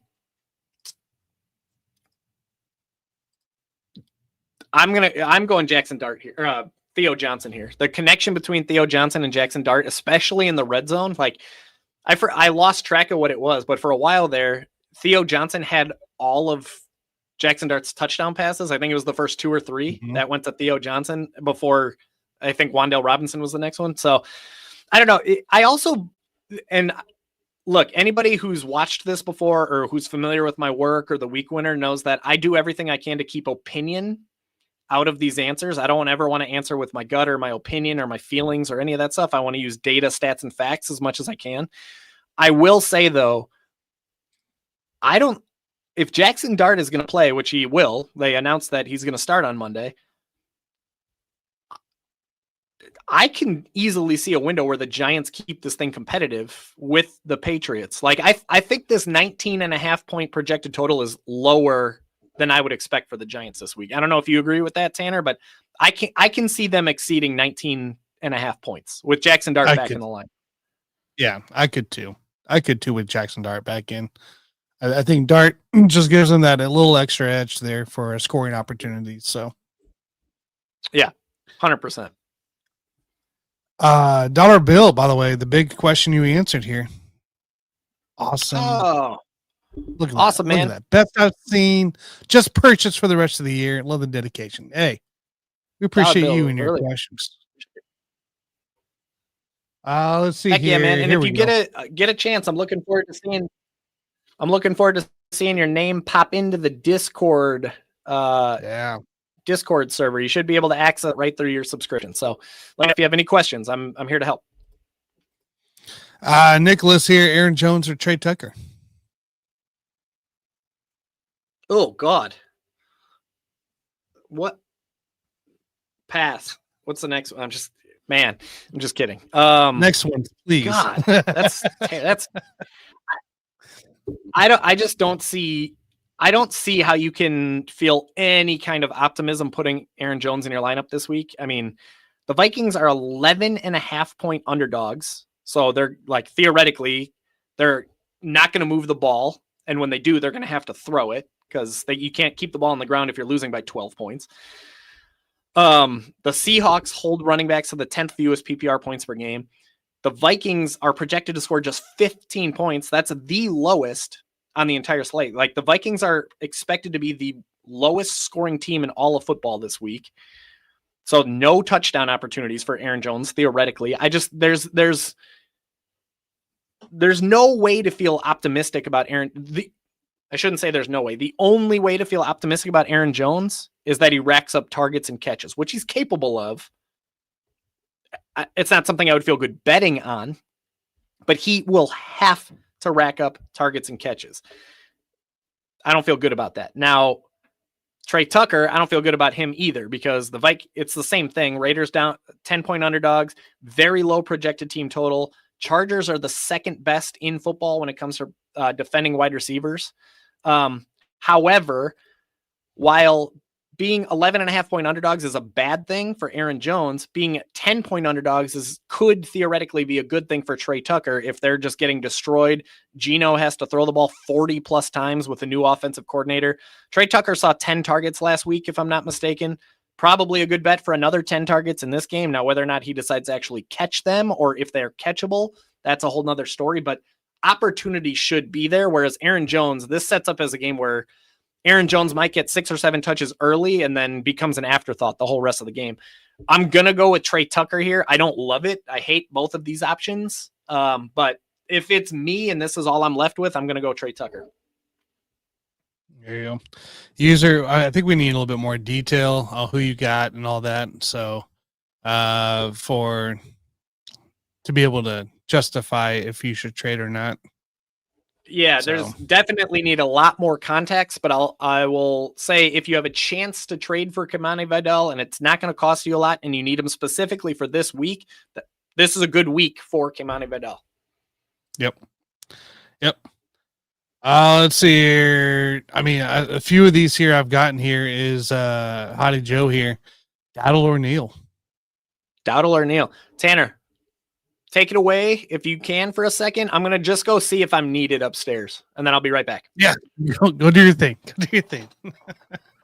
All right, let's see here. We got Dowdle and Neal, right? And I'll pop back up to some of the other questions here in a minute here.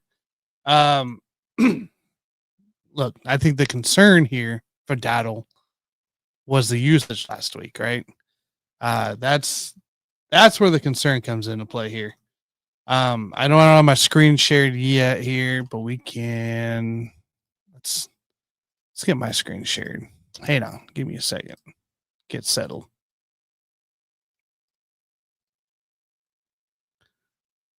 All right. All right, Heidi Joe. Looking at Dowdle here, we'll keep it pretty simple here, right? Floor 7 and no, you can't see my screen, can you? Oh, there, because it's right there. Hang on, I got a different view than Mikey's.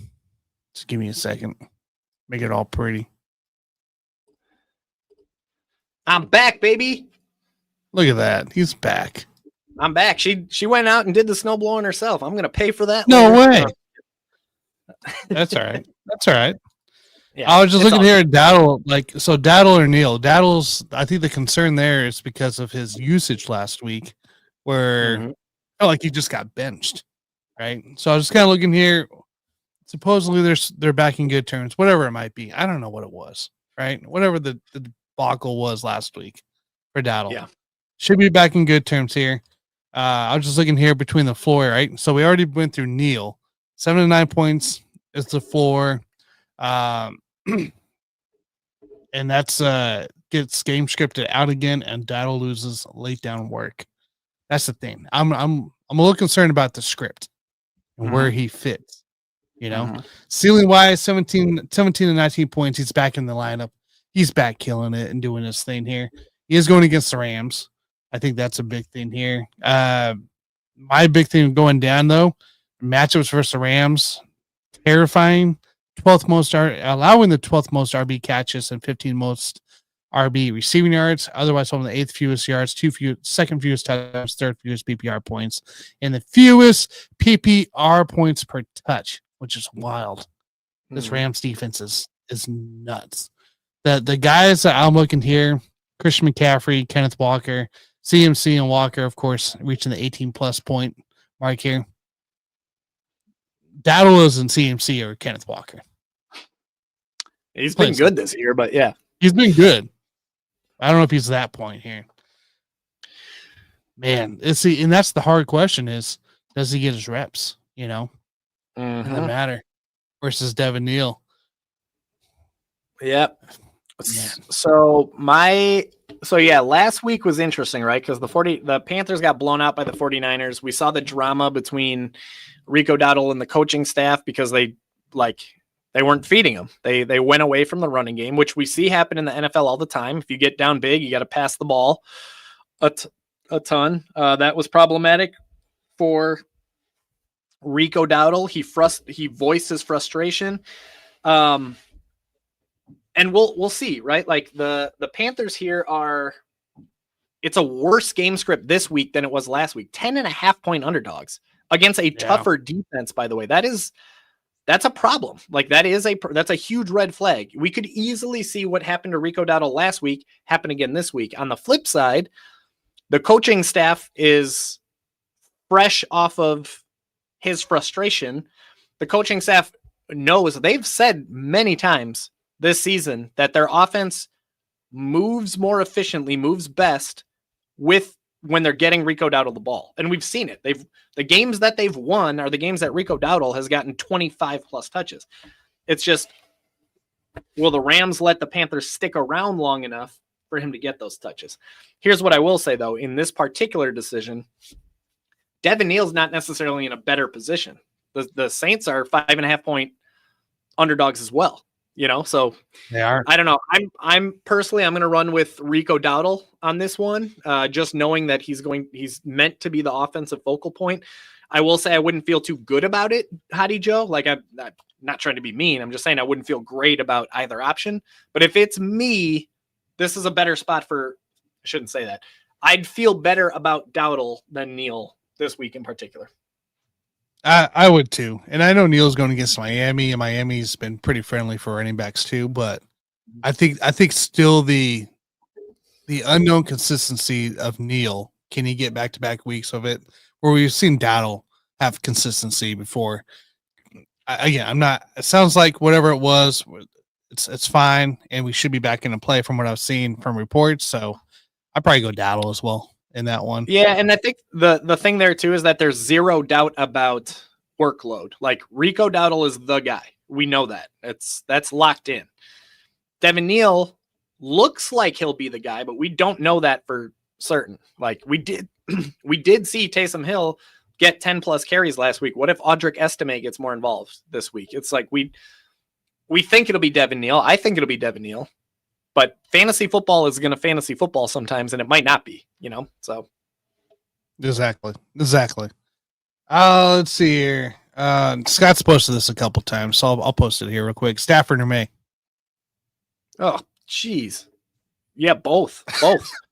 I mean, they're both in a they're both in like the same sort of situation where they're big time favorites.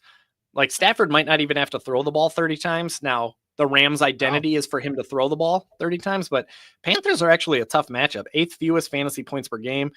Giants, by the way, 2nd most fantasy points per game to quarterbacks. I'd go with Drake May on this one. You also usually see a little bit of rushing usage from Drake May, so there's a little bit of a floor play there, whereas Stafford is like, I think he's literally averaging negative rushing yards per game, like 0.6 rushing yards, but I'd be going with Drake May here. They have a higher projected team total, better matchup, better likelihood of the Giants keeping it competitive than the Panthers keeping it competitive. I'd be going Drake May here.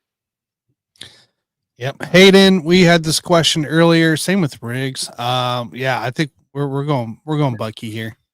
So yeah. It's a hot topic, man. It's a hot topic. Yeah. I mean, for what it's worth, I do have Bucky Irving projected for 11 to 15 PPR points, which I'm pretty sure is exactly what I had Devin Neal projected for.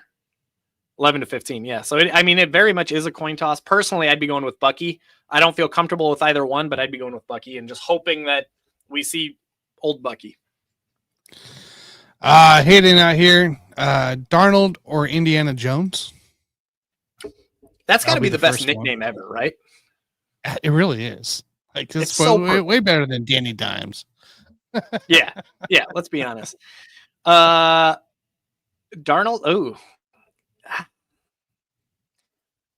Daniel Jones has a really, really brutal matchup. Texans are nails against quarterbacks. Also, apparently he's got like a fracture in his ankle or something like that. Yeah. Fibula, I think it is. What the heck? And he's so the reports are, I just had it up here. Where you go here? Could face issues with lateral movements against the Texans. And the Houston defense sacked Josh Allen 8 times. So I don't know, man. That's scary to me. That screams re-injury. The Texans, by the way, even without that, are the best defense in football against quarterbacks. Fewest fantasy points per game. We saw what they did to Josh Allen last week. Sam Darnold, like the Vikings are no cakewalk for quarterbacks, by the way. They hold quarterbacks to the 9th fewest fantasy points per game. Seahawks expected to score more points than the Colts are, so there's greater touchdown upside, but 11.5 point favorites, Vikings projected to score just 15, sets up as the type of game where their defense wins, Kenneth Walker scores, and that's how they win this game. Now, you never know if there's like the personal, like, hey, let's let Sam throw 3 touchdowns because he's going against the team that let him walk away, the Vikings. But that's all narrative based. I don't know how much stock you want to put into that for fantasy football. And Daniel Jones has been an every week starter. Like Sam Darnold is a little bit up and down. Daniel Jones is an every week guy. So I don't know. That to me, I have Daniel Jones projected for 14 to 18. I got CJ Stroud, or no, not CJ Stroud. Sam Darnold. I got Sam Darnold projected for 14 to 18.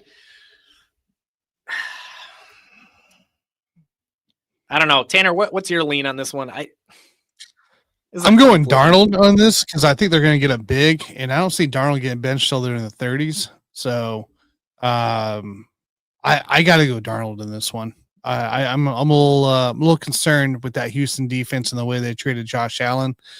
I mean, Colts offensive line is good, but you also saw what, if you have to put Daniel Jones back there to pass the ball and they contain Jonathan Taylor, just like the Chiefs did last week, I don't know. I'm a little bit more concerned there in that aspect. So I'm going with Sam Darnold personally.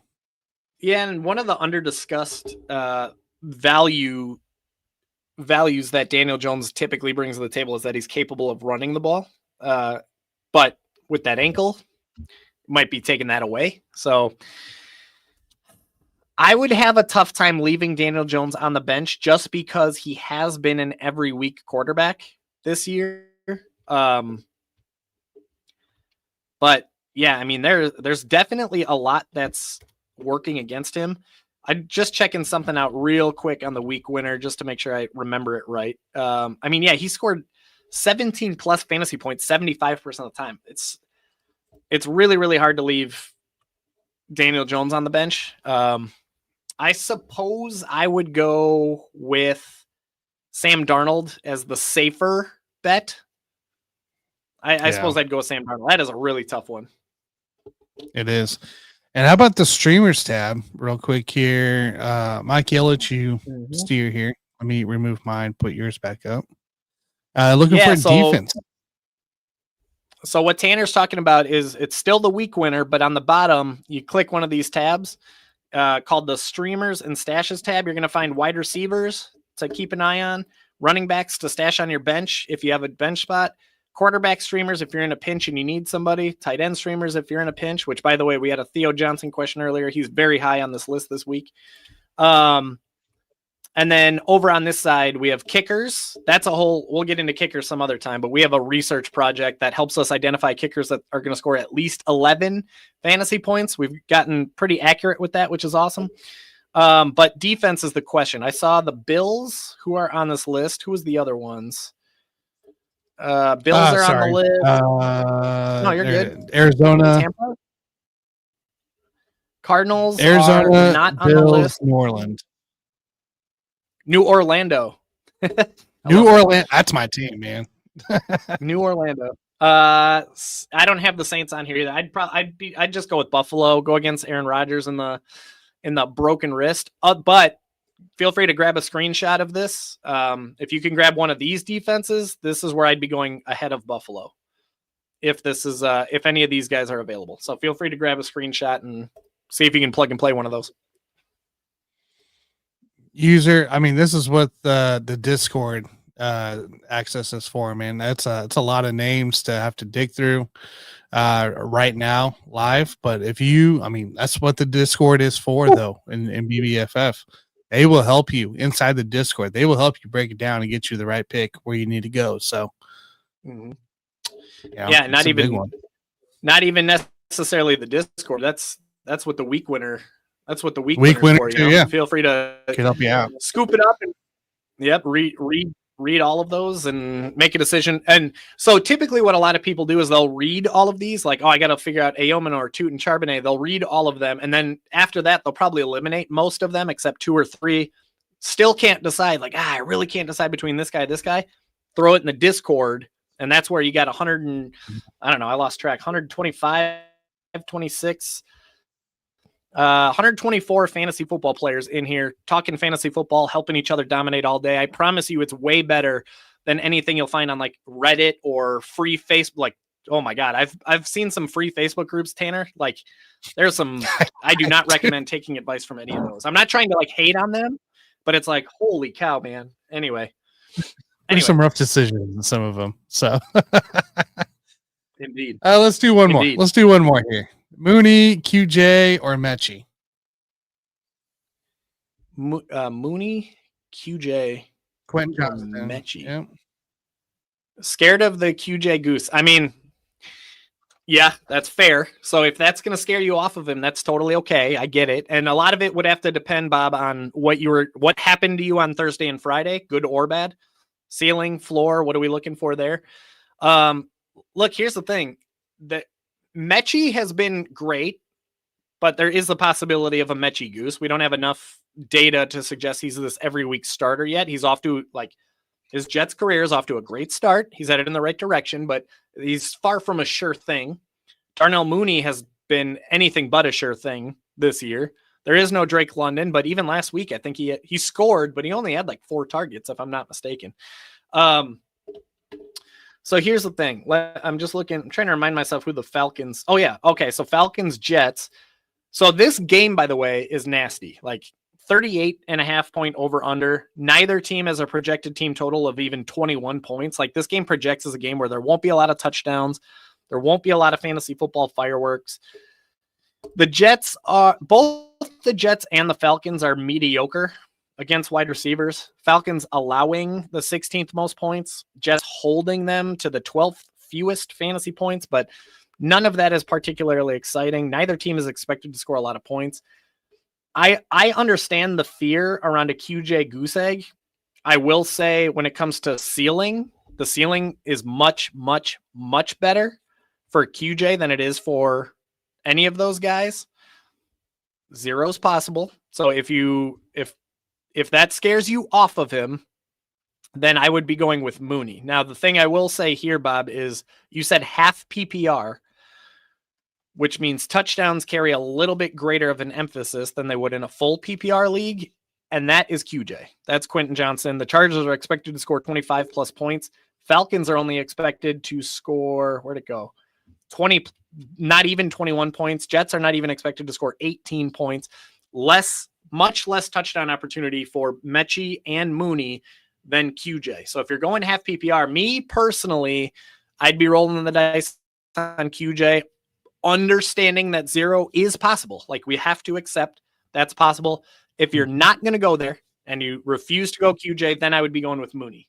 He's the unquestioned number one wide receiver in Atlanta. The Falcons are expected to score more points than the Jets, so theoretically better touchdown opportunity. That's where I'd go. But I'd feel better about QJ than either of those. All right, guys, we're gonna wrap up here. I have another show to get to here shortly, so I got to get ready for that one. And Mikey's got to get going too. So, but hey, this is it's what we do. 8 a.m. Central on Sundays. We're here for you.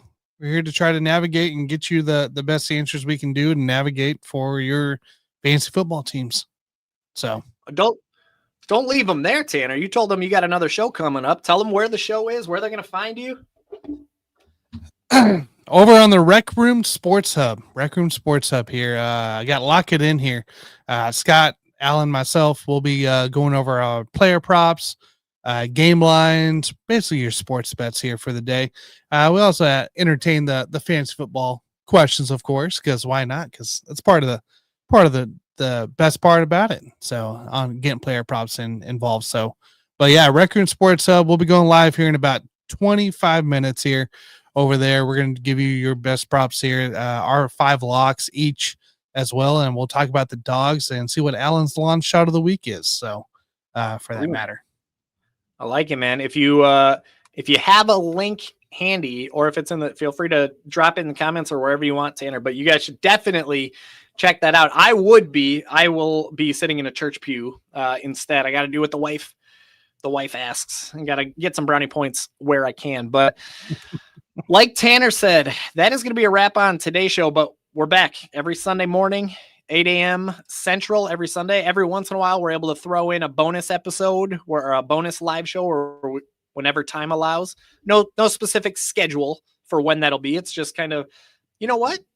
That's a good opportunity for me to say. That's all the more reason for you to click that subscribe button on the Basement Brewed Fantasy Football YouTube channel. It costs you nothing to press that button, but it helps us big time. We are on a quest to get to 1,000. We're less than 80 away from 1,000 subscribers on YouTube.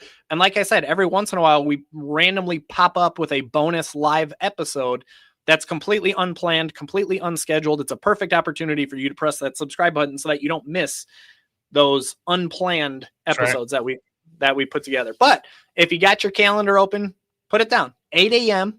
every Sunday. We'll be back in week 14, 15, 16, 17. Probably not week 18 because I'm going to need a break, but I'll be right back for the wild card round as well. But I believe that is all we got for today's episode. If you guys like what you saw in the episode, of course, hit that subscribe button. Follow me and Tanner over on Twitter. I'm at BBFF Mikey. Tanner is at Tan12489. Slap that thumbs up on this episode. And of course, if you liked what you saw with the week winner and you want to scoop up week 13, it costs just $2.99.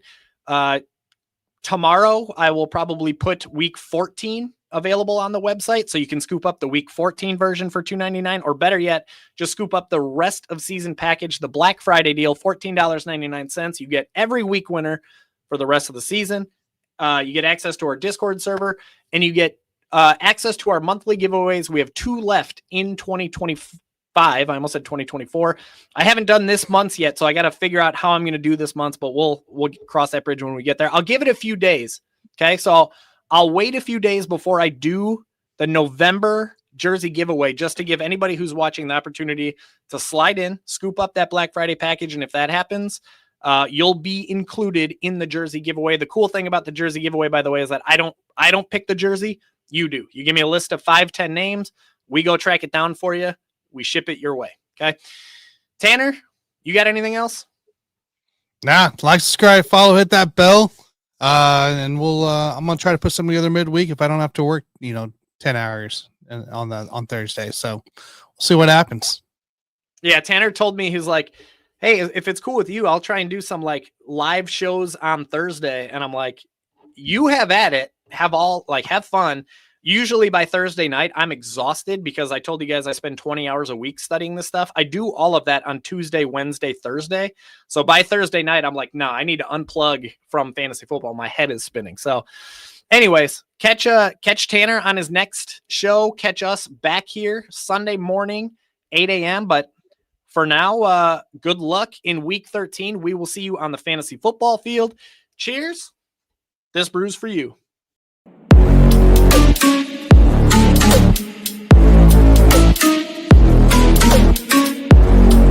you.